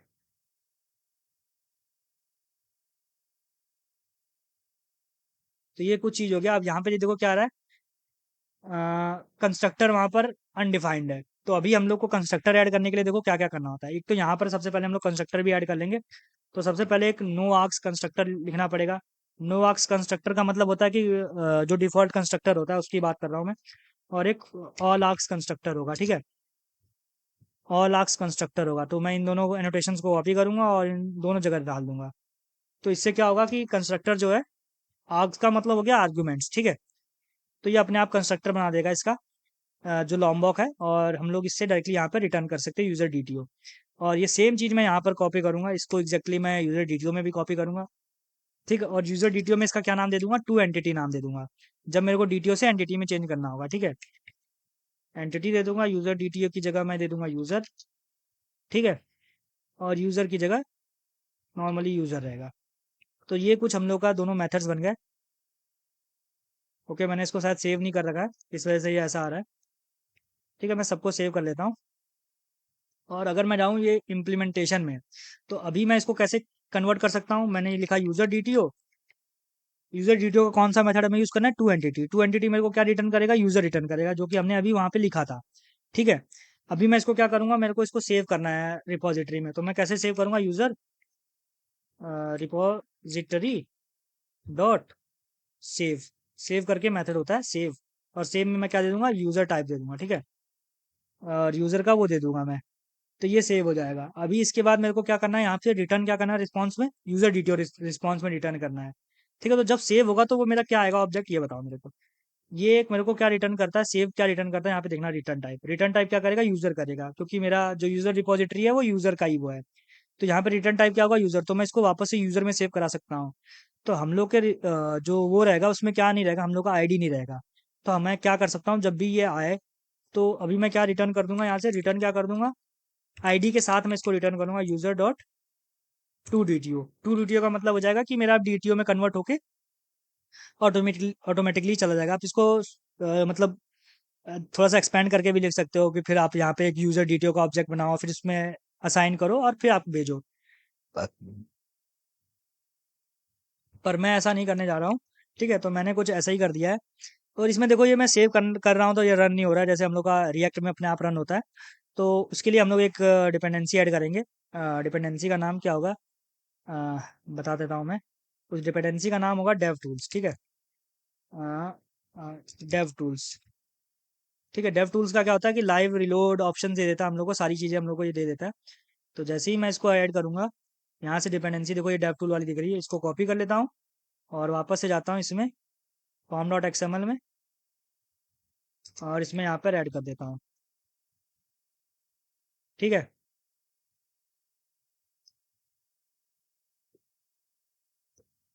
तो जैसे ही सेव किया ये वापस से बिल्ड हो रहा है, यहाँ पर आप देख सकते हो। और ये अपने आप फिर से दोबारा से रन हो जाना चाहिए। डेव टूल्स देखो यहाँ पे अपने आप लिख के आ गया। मैं क्या करता हूँ, इसको वापस से रिस्टार्ट कर लेता हूँ एक बार। ठीक है, वापस से रिस्टार्ट करूँगा। अभी देखो यहाँ पे जैसे ही मैंने इसको किया, ये क्या हुआ कि इसको हम लोग का जो बीन हम लोगों ने यहाँ पे बना रखी है ना यूजर सर्विस की, देखो ये इसको वो नहीं कर पा रहा है। Field user service in user repair required a bean type of user service. ठीक है, पर हम लोगों ने यहाँ पर क्या मिस कर दिया, यहाँ पे हम लोगों ने एनोटेशन मिस कर दी, कौन सी, सर्विस क्लास की। तो यहाँ पे सर्विस एनोटेशन देने का मतलब ये होता है कि हम लोग ये सर्विस की सर्विस हम लोग की ये क्लास हो गई। पर अभी इसको हम लोग को वो करने के लिए यूज़ करने के लिए हम लोग को डिपेंडेंसीज ऐड करनी पड़ेंगी। ठीक है, तो गाइज आपको एक अलग से डिपेंडेंसी ऐड करनी पड़ेगी इसमें, वैलिडेशन की। ठीक है, मैं आपको दिखा देता हूँ कहाँ से ऐड करनी है।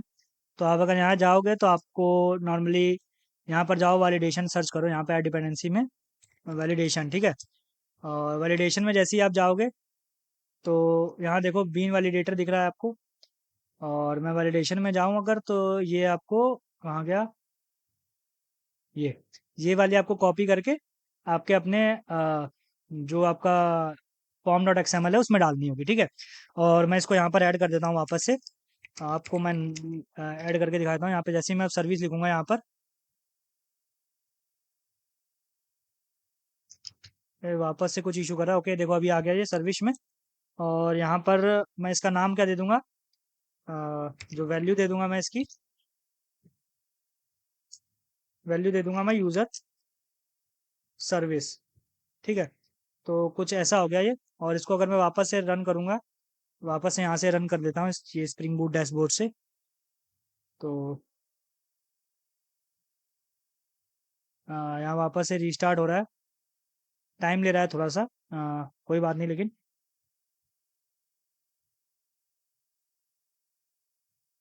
ठीक है, तब तक हम लोग अपना नेक्स्ट काम करते हैं। ठीक है, जब तक ये रीस्टार्ट होता है। तो अभी हम लोगों का ये एपीआई बन गया है, यहाँ पर हम लोगों ने रिस्पॉन्स भी भेज दिया है यहाँ से। तो हम लोग एपीआई में जो हम लोग का रिस्पॉन्स आ रहा है, हम लोग को उसको करना होगा। अभी हम लोग का नॉर्मली मैंने आपको यही समझाया था यहाँ पर, कि जो भी हम लोग का आउटपुट के लिए अभी हम लोग के पास सर्विस से हम लोग वापस से एपीआई में भेजेंगे।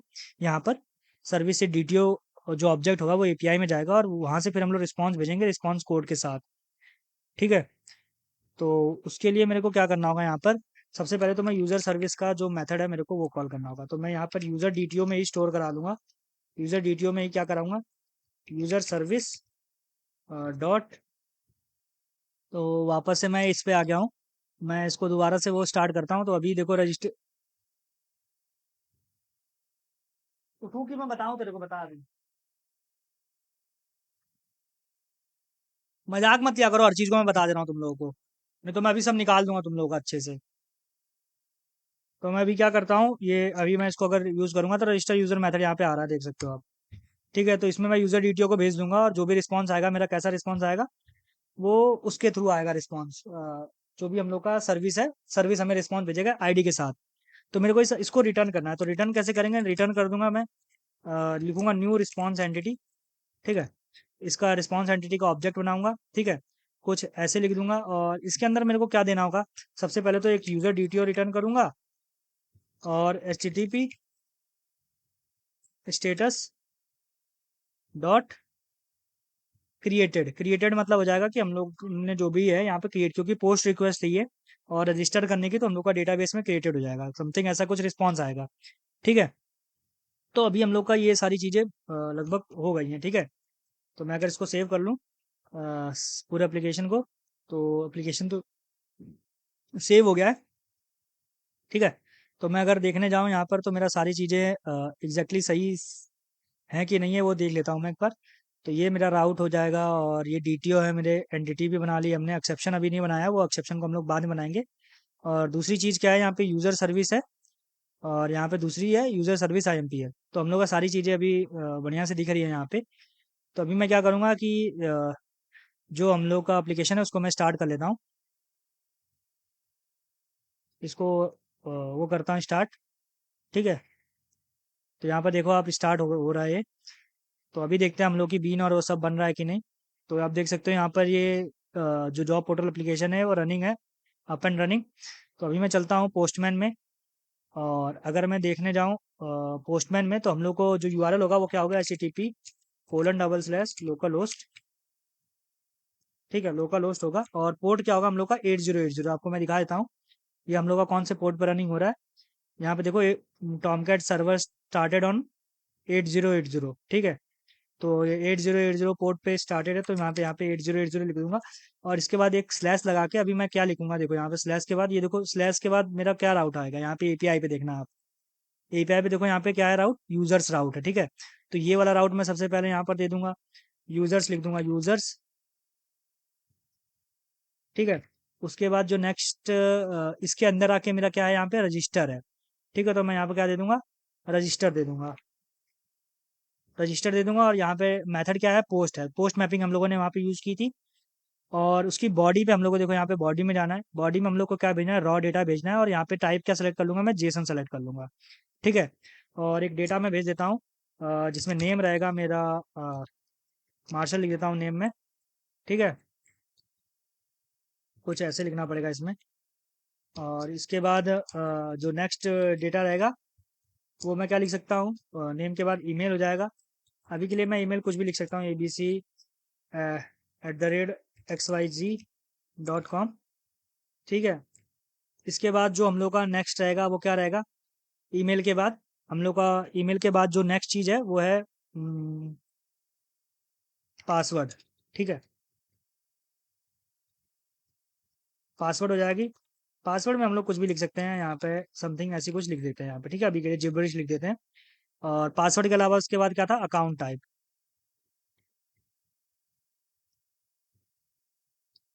आपको मैं एक क्लियर चीज़ बता दे रहा हूँ, जो आपका वहाँ पे वेरिएबल्स के नेम है, मतलब जो भी फील्ड्स के नेम है, जैसे नेम है, ईमेल है, पासवर्ड है, तो आपको वो सेम नेम लिखना पड़ेगा यहाँ पर। अदरवाइज आपको वहाँ पे एनोटेशन लगानी पड़ेगी फील्ड वाली, जिससे ये अपने आप ऑटोमेटिकली कन्वर्ट हो।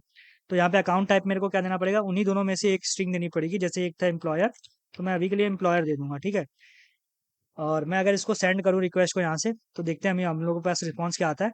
तो देख सकते हो यहाँ पर हम लोग को कुछ ये आ रही है, बैड रिक्वेस्ट आ रही है। क्यों?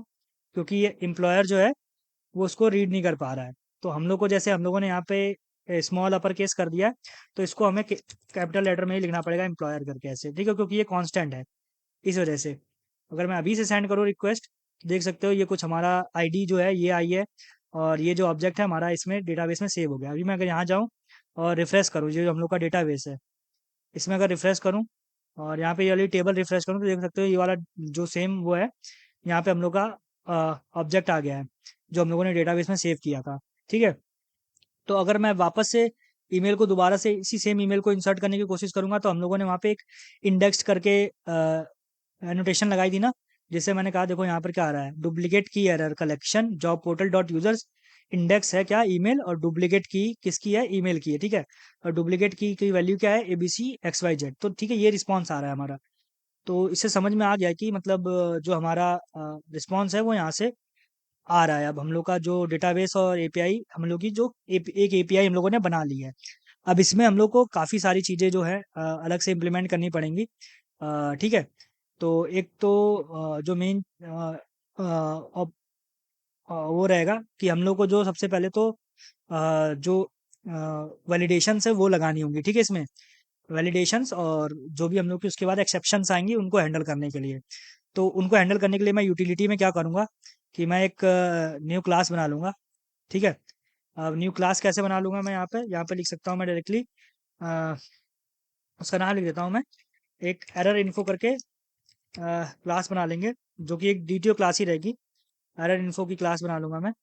और इसमें मेनली 3 फ़ील्ड्स रहेंगी। ठीक है, इस इनमें 3 फ़ील्ड्स रहेंगी। कौन-कौन सी रहेंगी फ़ील्ड्स?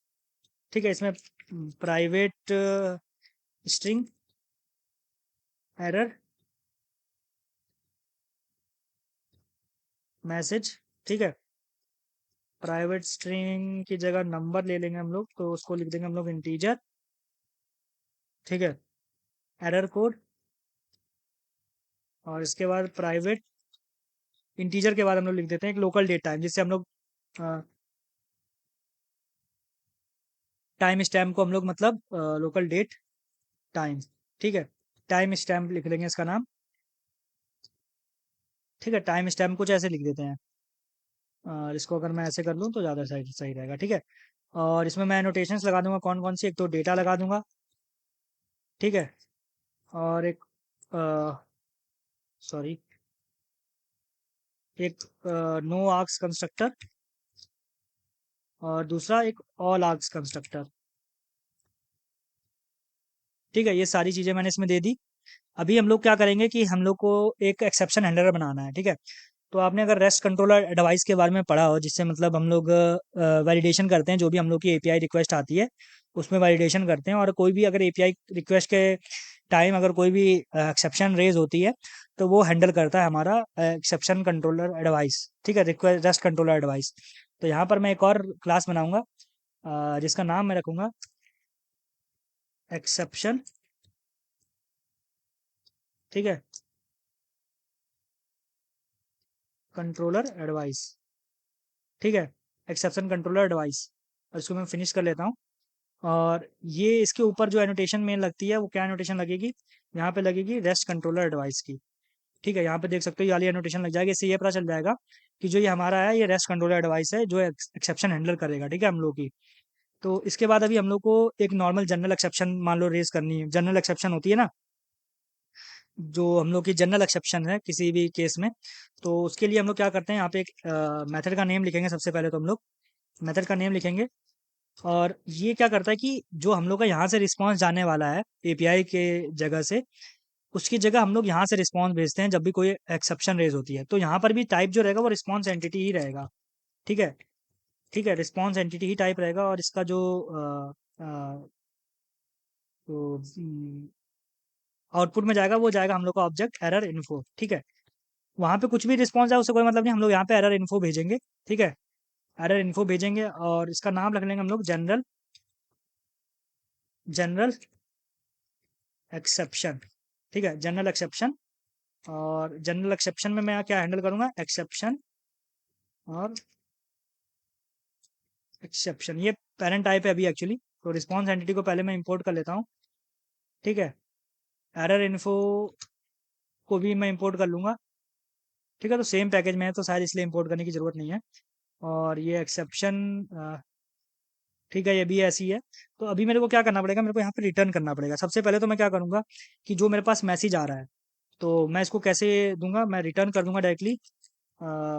जो एरर इन्फो का ऑब्जेक्ट है उसको बना लेंगे सबसे पहले। तो error info is to error equals to new error info, ठीक है,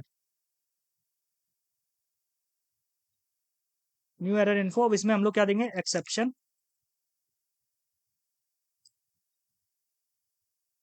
एक्सेप्शन डॉट गेट मैसेज देंगे, ठीक है। सबसे पहला तो हम लोग का यही था मैसेज वाला। दूसरा था कोड, तो यहाँ पे हम लोग कोड क्या दे देंगे, H T T P status code use करेंगे, H T T P status dot.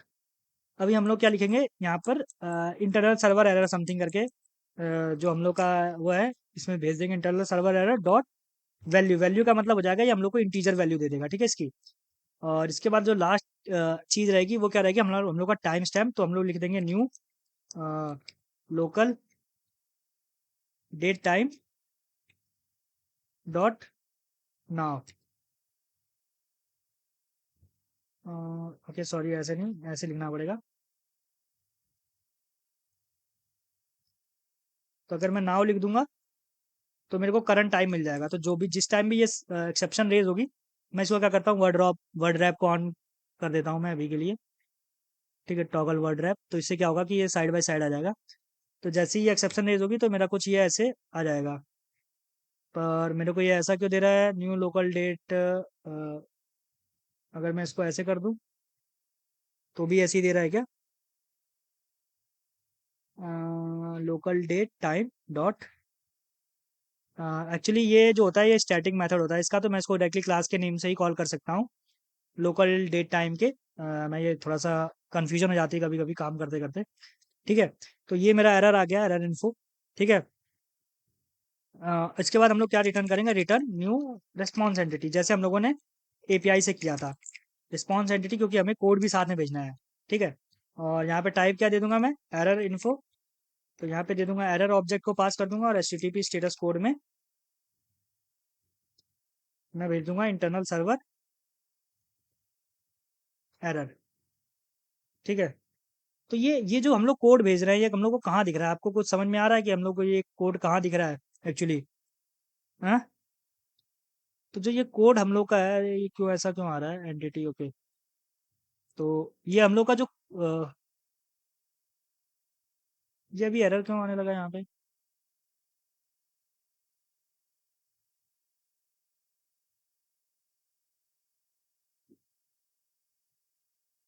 Okay error info, okay sorry मैंने सेव नहीं किया है। मैं सबको सेव कर लेता हूँ, ओके डिफाइंड हो गया अभी। तो अगर देखो मैं ये जो कोड हम लोग यहाँ से भेज रहे हैं ना बार बार, H T T P internal server error, और यहाँ पे H T T P created, ये हम लोग को कहाँ दिखता है? हम लोग को देखो ये यहाँ पे दिखता है।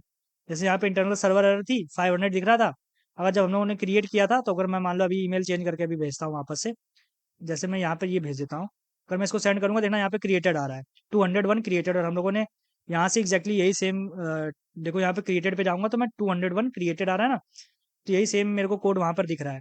तो अगर मैं यहाँ पे वापस से क्या करूँ, अगर अब मैं वापस से सेम उसी ईमेल पे भेजूँ जिस ईमेल पे हम लोग को वो आ रही थी, तो वो एक्सेप्शन हैंडलर मेरे को क्या भेजेगा, मेरे को क्या भेजेगा, मैं आपको दिखाता हूँ। यहाँ पे देखो ये देखो यहाँ पे टाइम स्टैम्प आ रहा है, स्टेटस आ रहा है, एरर आ रहा है।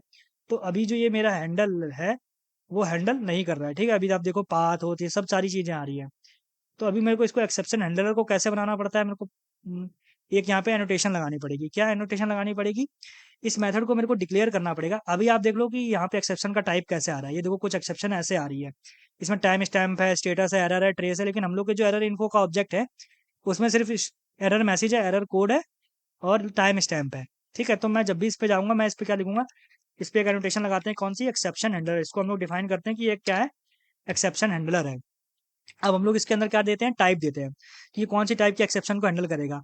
तो या तो अगर आप टाइप नहीं देंगे तो ये अपने आप यहाँ से ले लेगा टाइप, लेकिन हम लोग यहाँ पे टाइप देंगे। क्यों? क्योंकि हम लोग को डिफाइन करना है कि ये इस एक्सेप्शन डॉट क्लास, यहाँ पे ऐसे क्लास देनी पड़ेगी, ठीक है। तो ये हम लोग का इस वाली क्लास की जितनी भी सारी एक्सेप्शंस रहेंगी, इसके चाइल्ड क्लास की भी, अगर इसके चाइल्ड का आपका है तो चाइल्ड वाले में चला जाएगा, अगर नहीं है तो फिर ये पेरेंट वाले में आएगा। मतलब अगर मान लो आपने कोई भी क्लास इस क्लास को इनहेरिट कर रखा है, मतलब इसकी कोई चाइल्ड क्लास बना रखी है, आपने आपने कस्टम एक्सेप्शन बना रखी है, तो जब आप उससे रेस करोगे तो वो इसमें नहीं आएगा, पहले पहले वो उसमें रेज हो जाएगा। मतलब अगर आपने उसका यहाँ पे एक्सेप्शन हैंडलर बनाया तो उस पे पहले चला जाएगा, वहां से हैंडल होगा। अगर वो आपका नहीं मिलेगा इसको, तो ये आएगा इस वाले पेरेंट वाले में, तो इसमें फिर हैंडल करेगा वो चीज़। ठीक है, तो यहाँ पर अगर मैं वापस से देखो भेजूँ, अगर मेरा रिस्पॉन्स देखो, मैं यहाँ पे कुछ ये है, अगर मैं वापस से इसको सेंड करूँ, तो देखो अब मेरा क्या आ रहा है, एरर मैसेज आ रहा है, एक एरर कोड आ रहा है, और टाइम स्टैम्प, जो कि एग्जैक्टली हमारा ऑब्जेक्ट था error, error message, error info का। ठीक है, तो यहाँ पर देखो एरर का मैसेज आ गया।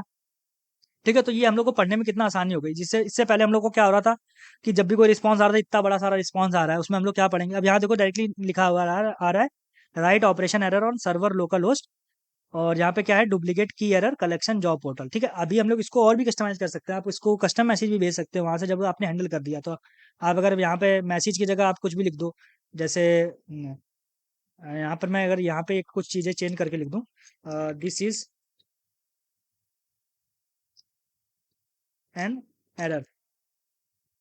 ठीक है, अगर मैं ये लिख दूँ, और अगर मैं वापस से यहाँ से रिक्वेस्ट भेजूँ, एक बार रन हो जान दो, अगर मैं वापस से यहाँ से रिक्वेस्ट भेजूँ, तो देखो यहाँ पे मेरे को क्या आएगा, this is an error.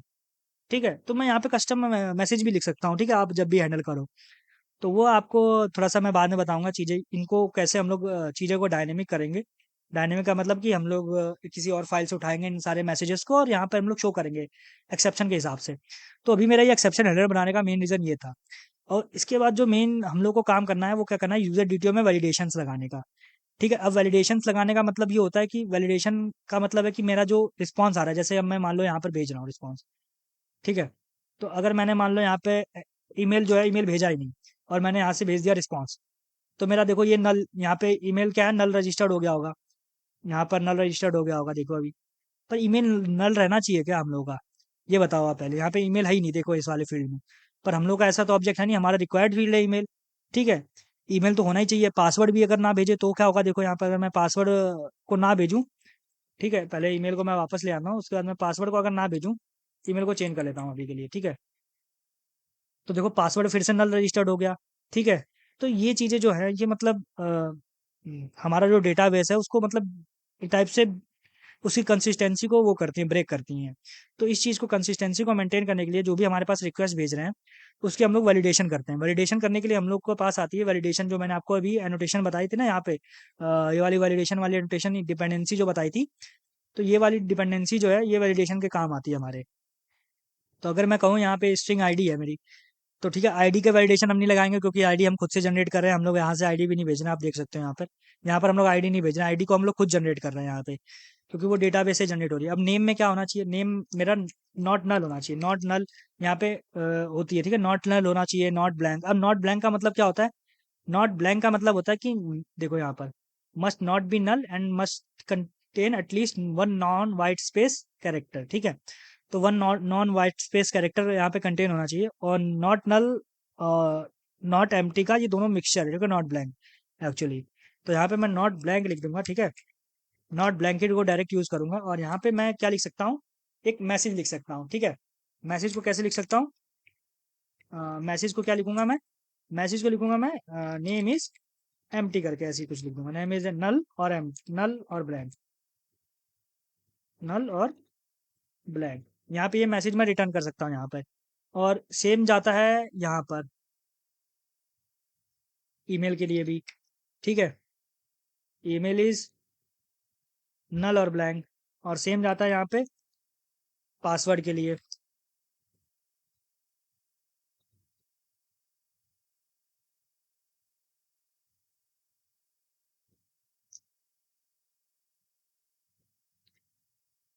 Password is null और ब्लैंक, ठीक है। तो कुछ ये चीजें हो गई हम लोग की।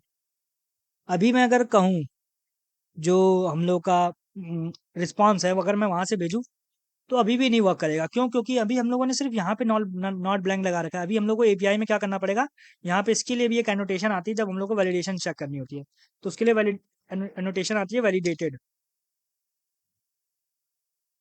ये जो वैलिडेटेड एनोटेशन है ये हम लोग यूज करेंगे।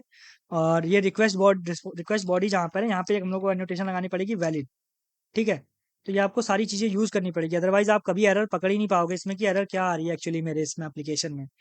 मतलब ऐसा हो जाएगा अगर आपने मतलब बहुत ही ज़्यादा बिगिनर हो तो अगर मैं अब रिस्पॉन्स भेजूंगा, रिक्वेस्ट भेजूंगा ना यहाँ से, तो अभी आप देखो, अगर मैं सबसे पहले तो मैं यहाँ से रिस्पॉन्स रिक्वेस्ट भेजता हूँ तो ये हैंडल हो रहा है कि नहीं हो रहा है।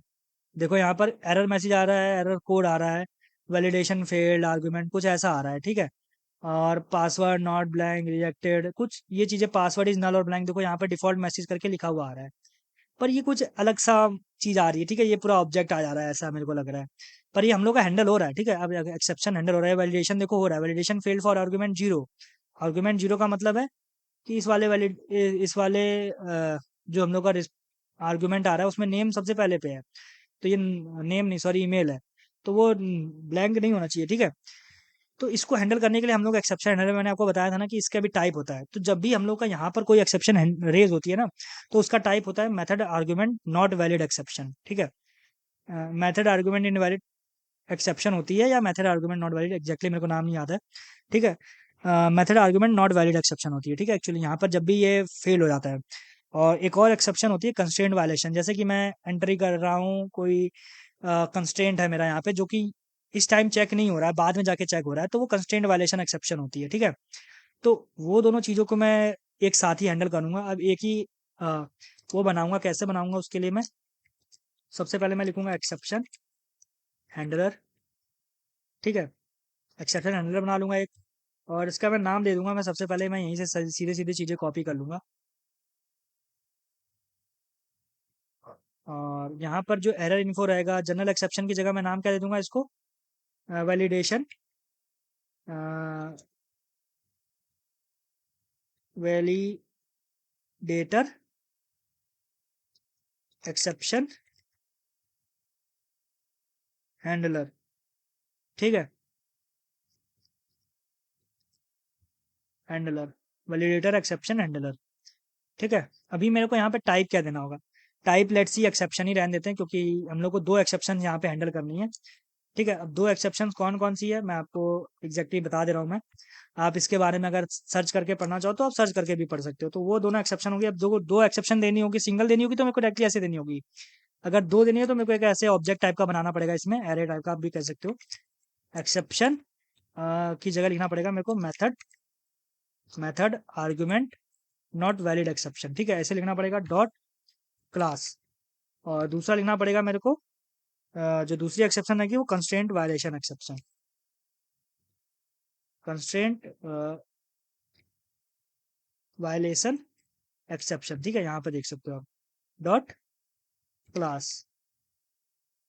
तो मैंने ये भी लिख दिया यहाँ पर, और ये एक्सेप्शन आ गया। अभी मेरे को देखो यहाँ पर जो रिटर्न है उसको भी देखना पड़ेगा, सब कुछ सारी चीज़ें देखनी पड़ेंगी। तो सबसे पहले मैं एक यहाँ पे स्ट्रिंग एरर मैसेज करके एक वो बना लेता हूँ, स्ट्रिंग मैसेज करके वो बना लेता हूँ कि मेरा मैसेज क्या है एक्चुअली। ठीक है, अब मैं मैसेज कैसे गेट करूंगा, मान लो मेरे यहाँ पे 3-4 फील्ड्स जो हैं वो रॉन्ग है, अब मैं यूज़र को कैसे दिखाऊंगा कि भाई तुम्हारे 3-4 फील्ड में जो है वो वैलिड वैलिड नहीं है 3-4 फील्ड्स। तो मैं उसके लिए देखो यहाँ पे सबसे पहले चेक करूंगा कि ये कौन सा है जो ये एक्सेप्शन आ रही है मेरा। ठीक है, एक्सेप्शन जो है वो किसका इंस्टेंस है, तो यहाँ पे वेरिएबल यूज होता है, ये बोल सकते हो एक टाइप का वो है, ऑपरेटर है। ठीक है, इंस्टेंस ऑफ ऑपरेटर है, ठीक है ये इसका। तो एक्सेप्शन इंस्टेंस ऑफ, अगर ये किसका इंस्टेंस है, इंस्टेंस है method argument not valid exception. ठीक है, इसका अगर इंस्टेंस है, और इसको मैं एक नाम भी दे दूंगा, method argument not valid exception. ठीक है, ऐसे नाम दे देता हूँ। अगर ये इसका इंस्टेंस है तो मेरे को क्या करना पड़ेगा चीज़ों को, मेरे को क्या लिखना पड़ेगा, एरर जो मेरा मैसेज है यहाँ पर उसको मैं किससे असाइन कर दूंगा। ठीक है, अब मैं इस पे ट्रेवर्स करूंगा, क्योंकि इसमें अगर मान लो 4-5 एक्सेप्शन है तो मेरे को कैसे लिखना पड़ेगा। मैं ऐसे लिख दूंगा, मैं MNV एक्सेप्शन, फिर यहाँ पे लिखना पड़ेगा मेरे को गेट मैसेज नहीं लिखना पड़ेगा, गेट मैसेज से मेरा डायरेक्टली वो वाला मैसेज आ जाएगा। ठीक है, तो वो सारा बेकार सा मैसेज आएगा जो मेरा अभी यहाँ पर आया था, देखो सकते हो आप, इतना बेकार सा मैसेज आएगा। ठीक है, तो मेरे को इसको और अच्छा सा दिखाना है, तो मैं सिर्फ नॉर्मली जो डिफ़ॉल्ट मैसेज है ना, यहाँ देख सकते हो आप, डिफ़ॉल्ट जो मैसेज आ रहा है उसको यूज़ करूँगा मैं। तो इस वाली एक्सेप्शन में फिर मैं यहाँ पे लिख दूंगा गेट ऑल एरर्स, तो जो भी एरर्स हैं सारी वो आ जाए मेरे पास। अब ये क्या रिटर्न कर रहा है यहाँ पे देखो, ये रिटर्न कर रहा है मेरे को लिस्ट ऑफ ऑब्जेक्ट एरर्स। ठीक है, इसके बाद मैं इसमें क्या लगा सकता हूँ, मैं स्ट्रीम लगा लूंगा। स्ट्रीम मतलब एक आपने पढ़ा होगा स्ट्रीम क्या होता है, ठीक है, एपीआईज क्या होती है, तो मतलब स्ट्रीम एपीआई होती है इसमें एक। ठीक है, जो मतलब हम लोग का इसमें एक स्ट्रीम में चेंज कर देती है, मतलब ये असिंक्रोनस हो जाता है।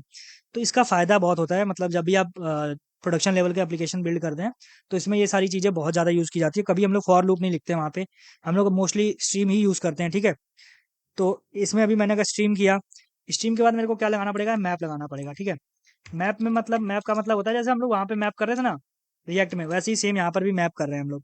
मैप करेंगे, अब मैप में हम लोग ऑब्जेक्ट एरर का एक मेथड होता है, ऑब्जेक्ट एरर का ऐसे हम लोग ये इसको बोलते हैं, इस ऑपरेटर का नाम मैं भूल गया एक्चुअली, पर आप इसको सर्च भी कर सकते हो, आपको मिल जाएगा।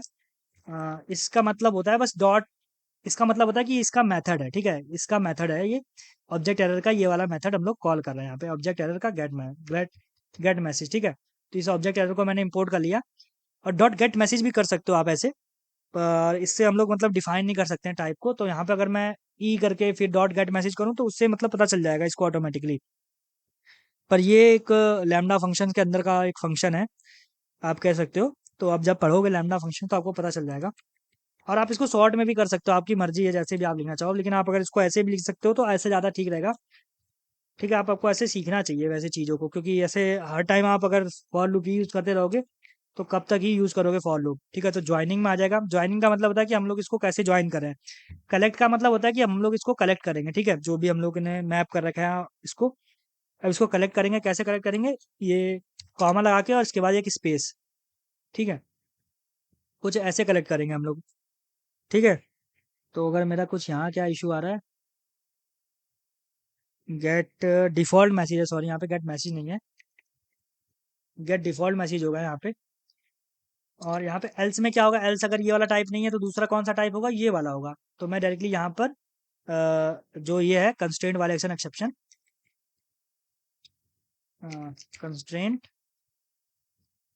वायलेशन एक्सेप्शन का एक ऑब्जेक्ट बना लूंगा। ठीक है, CV एक्सेप्शन करके नाम दे दूंगा उसको मैं, और इसको मैं इक्वल करके क्या दे दूंगा, कंस्ट्रेंट वायलेशन एक्सेप्शन, और इसको मैं टाइप कास्ट कर दूंगा सीधे सीधे, एक्सेप्शन को टाइप कास्ट कर दे रहा हूँ मैं ये कंस्ट्रेंट वायलेशन एक्सेप्शन में, क्योंकि मेरे को पता है कि वो अगर उसका टाइप नहीं है तो फिर इसका ही इंस्टेंस होगा। ठीक है, अभी इसके बाद मेरा डायरेक्टली जो एरर इन्फो वाला है, इसमें मैं ये एरर जो मैसेज है उसको इक्वल करके कैसे लिखूंगा, मैं CV एक्सेप्शन लिखूंगा, CV एक्सेप्शन, फिर डॉट गेट कंस्ट्रेंट वायलेशंस। ठीक है, ये मेरे को क्या दे देगा, सेट दे देगा। ठीक है, सेट पे भी मैं क्या लगा सकता हूँ, स्ट्रीम लगा सकता हूँ, स्ट्रीम लगा लिया मैंने। ठीक है, अब स्ट्रीम स्ट्रीम के बाद मेरे को क्या करना पड़ेगा, इसमें भी फिर से मैप लगाऊंगा मैं। मैप फंक्शन सेम ऊपर की तरह। अब इसमें ऑब्जेक्ट एरर नहीं होता, इसमें क्या होता है, कंस्ट्रेंट वायलेशन होता है। ठीक है, कंस्ट्रेंट वायलेशन होता है, कंस्ट्रेंट वायलेशन।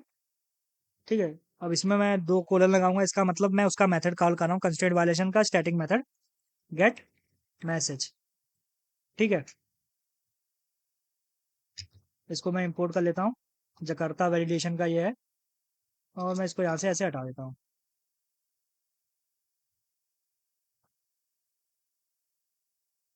और इसके बाद मैं यहाँ पे लिखूंगा डॉट कलेक्ट। ठीक है, और एग्जैक्टली सेम ऊपर की तरह collectors dot joining.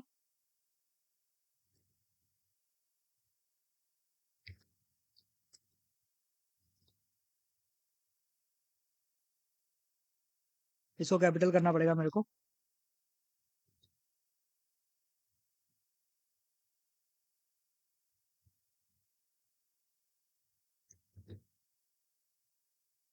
Okay sorry, यहाँ पे ओ रहेगा। बार बार मिस्टेक कर दे रहा हूँ मैं। ओके ठीक है, इतना ये ठीक है। इसके बाद हम लोग को, सॉरी मैं इसके डेफिनेशन पे चला गया। अभी इसके बाद मेरे को यहाँ पे ये जो है ना, सेम, इसको मैं रिटर्न कर दूंगा कैसे, यहाँ पे एरर इन्फो का ऑब्जेक्ट बना लूंगा मैं, एग्जैक्टली सेम। और ये एरर में मेरे को गेट मैसेज की जगह क्या लिखना होगा, जो हम लोगों ने यहाँ पे मैसेज को ले रखा है, मैसेज लिख दूंगा। और इंटरनल सर्वर एरर की जगह मेरे को लिखना है, इंटरनल सर्वर एरर की जगह लिखूंगा मैं बैड रिक्वेस्ट, क्योंकि हम लोग का जो वैलिडेशन है वो बैड रिक्वेस्ट में आएगा। वैलिडेशन फेल जो आ रहा है यहाँ पर भी मैं टाइप यहाँ पे जो दे दूंगा वो बैड रिक्वेस्ट दे दूंगा, बैड रिक्वेस्ट दे दूंगा। ठीक है, तो कुछ ये ऐसा हम लोगों का कंस्ट्रेंट वायलेशन का भी हो गया। तो अगर मैं सबको सेव कर दूं और वापस से मैं यहाँ पे तीन चार चीज़ें, जैसे अभी मैं सिर्फ अ, एक चीज़ भेजता हूँ वापस से, अभी तक जो मेरा पासवर्ड है वही जो है इनवैलिड है। अभी तक हम लोग के तीन चार वैलिडेशन से मैं आपको दिखा देता हूँ। ठीक है, यहाँ पे एक दो तीन वैलिडेशन है, और उसमें जो मेरा ईमेल और जो सिर्फ नल और ब्लैंक का लगा रखा है मैंने अभी। तो अगर मैं देखूं मेरा पासवर्ड नहीं है अभी, तो वो नल नहीं होना चाहिए, तो अगर अभी जाएगा तो वो नल रहेगा। मैं इसको अगर अभी भेजूंगा तो देखो यहाँ पासवर्ड इज नल और ब्लैंक, अब ये सिंगल मेरे को आ रहा है। अब अगर मैंने मान लो यहाँ पर इस वाले में ईमेल भी नहीं भेजा मैंने अभी, ठीक है, ईमेल को भी नहीं भेजूंगा तो देखो अभी क्या आएगा, ईमेल इज नल और ब्लैंक, पासवर्ड इज नल और ब्लैंक। और अगर मैं नेम भी नहीं भेजूंगा तो फिर मेरे को नेम का भी आ जाएगा। ठीक है, तो ये देखो तीन तीन अब मेरे को आ रहा है। तो ये देखो ऐसे क्या होता है कि हम लोग को रिस्पॉन्स एग्जैक्टली पता चल जा रहा है कि हम लोग को क्या रिस्पॉन्स हम लोग का जा रहा है एग्जैक्टली। ठीक है, डेटाबेस में। तो अगर मैं अब ऐसे देखो डेटाबेस में एंट्री भी नहीं हो रही होगी। ठीक है, मैं अगर यहाँ पे रिफ्रेश करूँ तो देखो तीन ही जो चार है हम लोग का, चार ही के चार ही रह गए हैं अभी। ठीक है, वो एंट्री नहीं हुई है किसी की उसमें। तो अगर मैं अभी देखूँ, तो ये एपीआई है हम लोग का, अकाउंट टाइप है। ठीक है, अभी हम लोग का ये यूज़र IMPL और ये सारी चीज़ें अभी सही से हम लोग का एक्सेप्शन कंट्रोल एडवाइस भी सही से वर्क कर रही है। ठीक है, ये मेथड आप ध्यान से देख लेना, आपको अगर लिखना हो तो आप इसके बारे में सर्च भी कर सकते हो, ये सारे मेथड्स जो भी है आपको। तो मतलब ये मैं इतना डीपली नहीं जा सकता हूँ, ये बहुत ही ज़्यादा लंबा टॉपिक हो जाएगा, स्ट्रीम फिर मैप ये सारी चीज़ें और ये वाला भी फॉर्मेटर। बस मैं आपको बता सकता हूँ कि ये इसका स्टैटिक मेथड है एक सिंगल फंक्शनल इंटरफेस का, तो ये इस वजह से ऐसा है। ठीक है, ऐसा लिख सकते हो आप इसको। तो यहाँ पे यूजर DTO है, अभी मेरे को इसमें और भी वैलिडेशंस लगानी है, जैसे ईमेल की वैलिडेशन लगानी है तो मैं इसको जाऊँगा चैट जीपीटी से सर्च कर लूँगा डायरेक्टली। ठीक है, email validation, email sorry email validation के लिए चैट जीपीटी जाने की जरूरत नहीं है मेरे को, ईमेल के लिए मेरे को यहीं पे ही मिल जाएगा। ईमेल जो है, ईमेल एनोटेशन इसकी तो उससे मेरे को मिल जाएगा, और इसमें भी मैं मैसेज डाल सकता हूँ। मैसेज क्या डाल सकता हूँ, email is not valid, email is invalid लिख दूंगा। ठीक है, ईमेल इज इनवैलिड करके ऐसे लिख दूंगा मैं। और अभी मैं पासवर्ड की जो थोड़ी सी वैलिडेशन को बढ़ाऊंगा, वैलिडेशन में उसमें क्या करूंगा, पासवर्ड की वैलिडेशन में password validation, password validation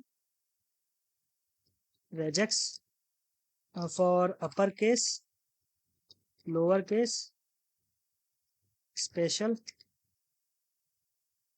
characters and number and should have length. अभी मैं डायरेक्टली ऐसे ही लिख दे रहा हूँ, वो समझ जाएगा। Should have length between 8 to 15। देखो एटलीस्ट अपने आप आ गया ना, एटलीस्ट 1 नंबर। तो ये मेरे को यहाँ पे इसने एक रेजेक्स दे दिया, मैं यहाँ से इसको कॉपी कर लेता हूँ। अभी आप समझ सकते हो यहाँ पे मीनिंग जो भी आ रही है, अब मैं पॉज करके समझ सकते हो कि एक्चुअली ये क्या क्या चीज़ें एक एक वर्क कर रही हैं, क्या क्या चीज़ों का मतलब है। पर मैं इसके अंदर डीप में नहीं जाऊँगा, हम लोग प्रोडक्शन में भी कॉपी पेस्ट ही करते हैं वैसे भी इस चीज़ को। तो कोई इतना ज़्यादा रेजेक्स आपको आने के, नॉर्मल आपको समझ में आना चाहिए कि रेजेक्स होता क्या है। पैटर्न यहाँ पे देते हैं हम लोग, रेजेक्स को डिफाइन करने के लिए पैटर्न देते हैं, फिर इसके अंदर हम लोग को रेजेक्स पी लिखना पड़ता है। रेजेक्स पी का मतलब हो जाता है रेजेक्स पैटर्न, और इसके अंदर मेरे को ऐसे ये लिखना पड़ेगा, सॉरी, मेरे को रेजेक्स टी इक्वल्स टू, मैं डायरेक्टली इसको ऐसे कर दूंगा, सॉरी इसको ऐसे कर दूंगा मैं, तो मेरा कुछ ये ऐसे आ जाएगा।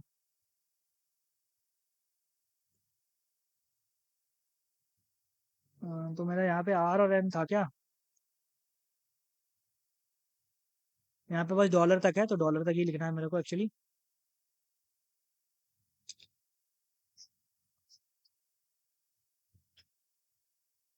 ठीक है, तो ये इतना हो गया। तो अगर मैं पासवर्ड को भी अगर मैं इनवैलिड भेजूंगा तो मेरा पासवर्ड इनवैलिड जाएगा, जैसे मैंने अभी यहाँ पे भेजा था ये, इसमें नंबर नहीं है। ठीक है, तो मैं अगर भेजूंगा तो मेरा यहाँ पे देखना पासवर्ड मस्ट मैच ऐसा करके आ रहा है। ठीक है, पर मैंने यहाँ पे मैसेज नहीं दे रखा है, तो मेरे को यहाँ पे एक डिफॉल्ट मैसेज देना पड़ेगा। मैसेज, मैसेज क्या दूंगा मैं, पासवर्ड इज इनवैलिड।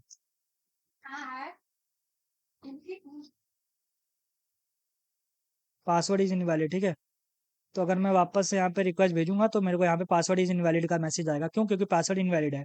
और अगर मैंने यहाँ पे ईमेल को हटा दिया तो यहाँ पे दोनों चीज़ें आएंगी, password is invalid and invalid, password is null और ब्लैंक, और पासवर्ड इज इनवैलिड, मतलब ईमेल इज नल और ब्लैंक और पासवर्ड इज इनवैलिड। ठीक है, तो ये मेरा काम कर रहा है यहाँ पे अच्छा खासा। अभी मैं इसको जरा वर्ड रैप ऑन कर दूंगा, अरे बार बार मेरे को वर्ड रैप ऑन करना पड़ता है इसमें। ठीक है, तो कुछ ये हम लोग का दिख रहा है ऐसा। ठीक है, तो अभी के लिए मेरे हिसाब से ये ठीक है। अब मैं यहाँ पर ये सारी चीज़ों को एक जगह सेव करा देता हूँ, मतलब कैसे लिखना है वो मैं आपको बता देता हूँ, एक जगह आपको मैं स्टोर करा के। तो यहाँ पर मैं एक अलग से फाइल बना लूँगा, रिसोर्सेस में एक न्यू फाइल बना लूँगा, जो कि फाइल रहेगी नॉर्मल। अब इस फाइल का नाम मैं दे दूंगा वैल्यूएशन,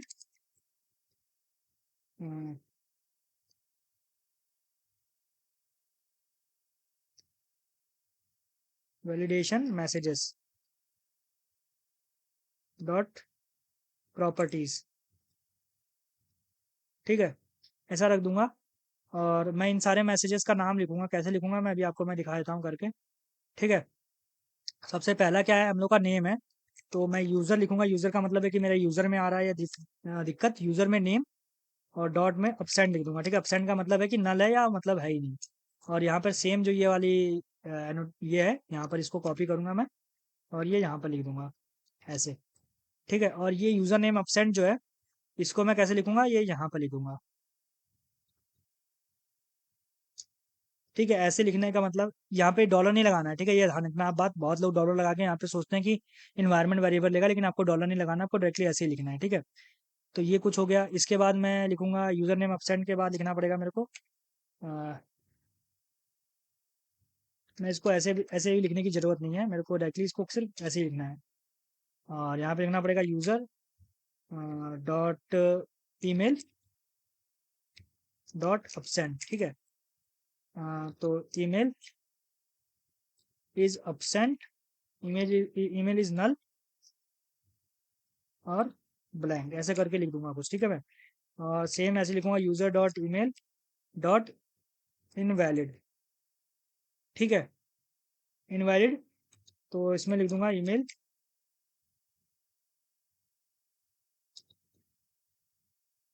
ईमेल इज इनवैलिड। और इसके बाद लास्ट वाला लिखूंगा मैं user dot password dot absent, और इसमें लिख दूंगा इनवैलिड लिख देता हूँ, इनवैलिड, पता नहीं क्या क्या लिख देता हूँ, पासवर्ड इज नल और ब्लैंक, ऐसे करके लिख देता हूँ। ठीक है, मैं पासवर्ड इज नल और ब्लैंक कर देता हूँ, और सेम यहाँ पे लिख देता हूँ user dot password dot invalid equals to, मैं क्या लिख दूंगा, पासवर्ड इज वैलिड। ठीक है, ऐसा लिख दिया। अब मैं यहाँ पे ये सारी चीज़ें चेंज करूँगा। जैसे यहाँ पे यूज़र ईमेल एब्सेंट है, तो इस वाले मैसेज में मेरे को क्या लिखना पड़ेगा, नॉट ब्लैंक में ये वाला लिखना पड़ेगा।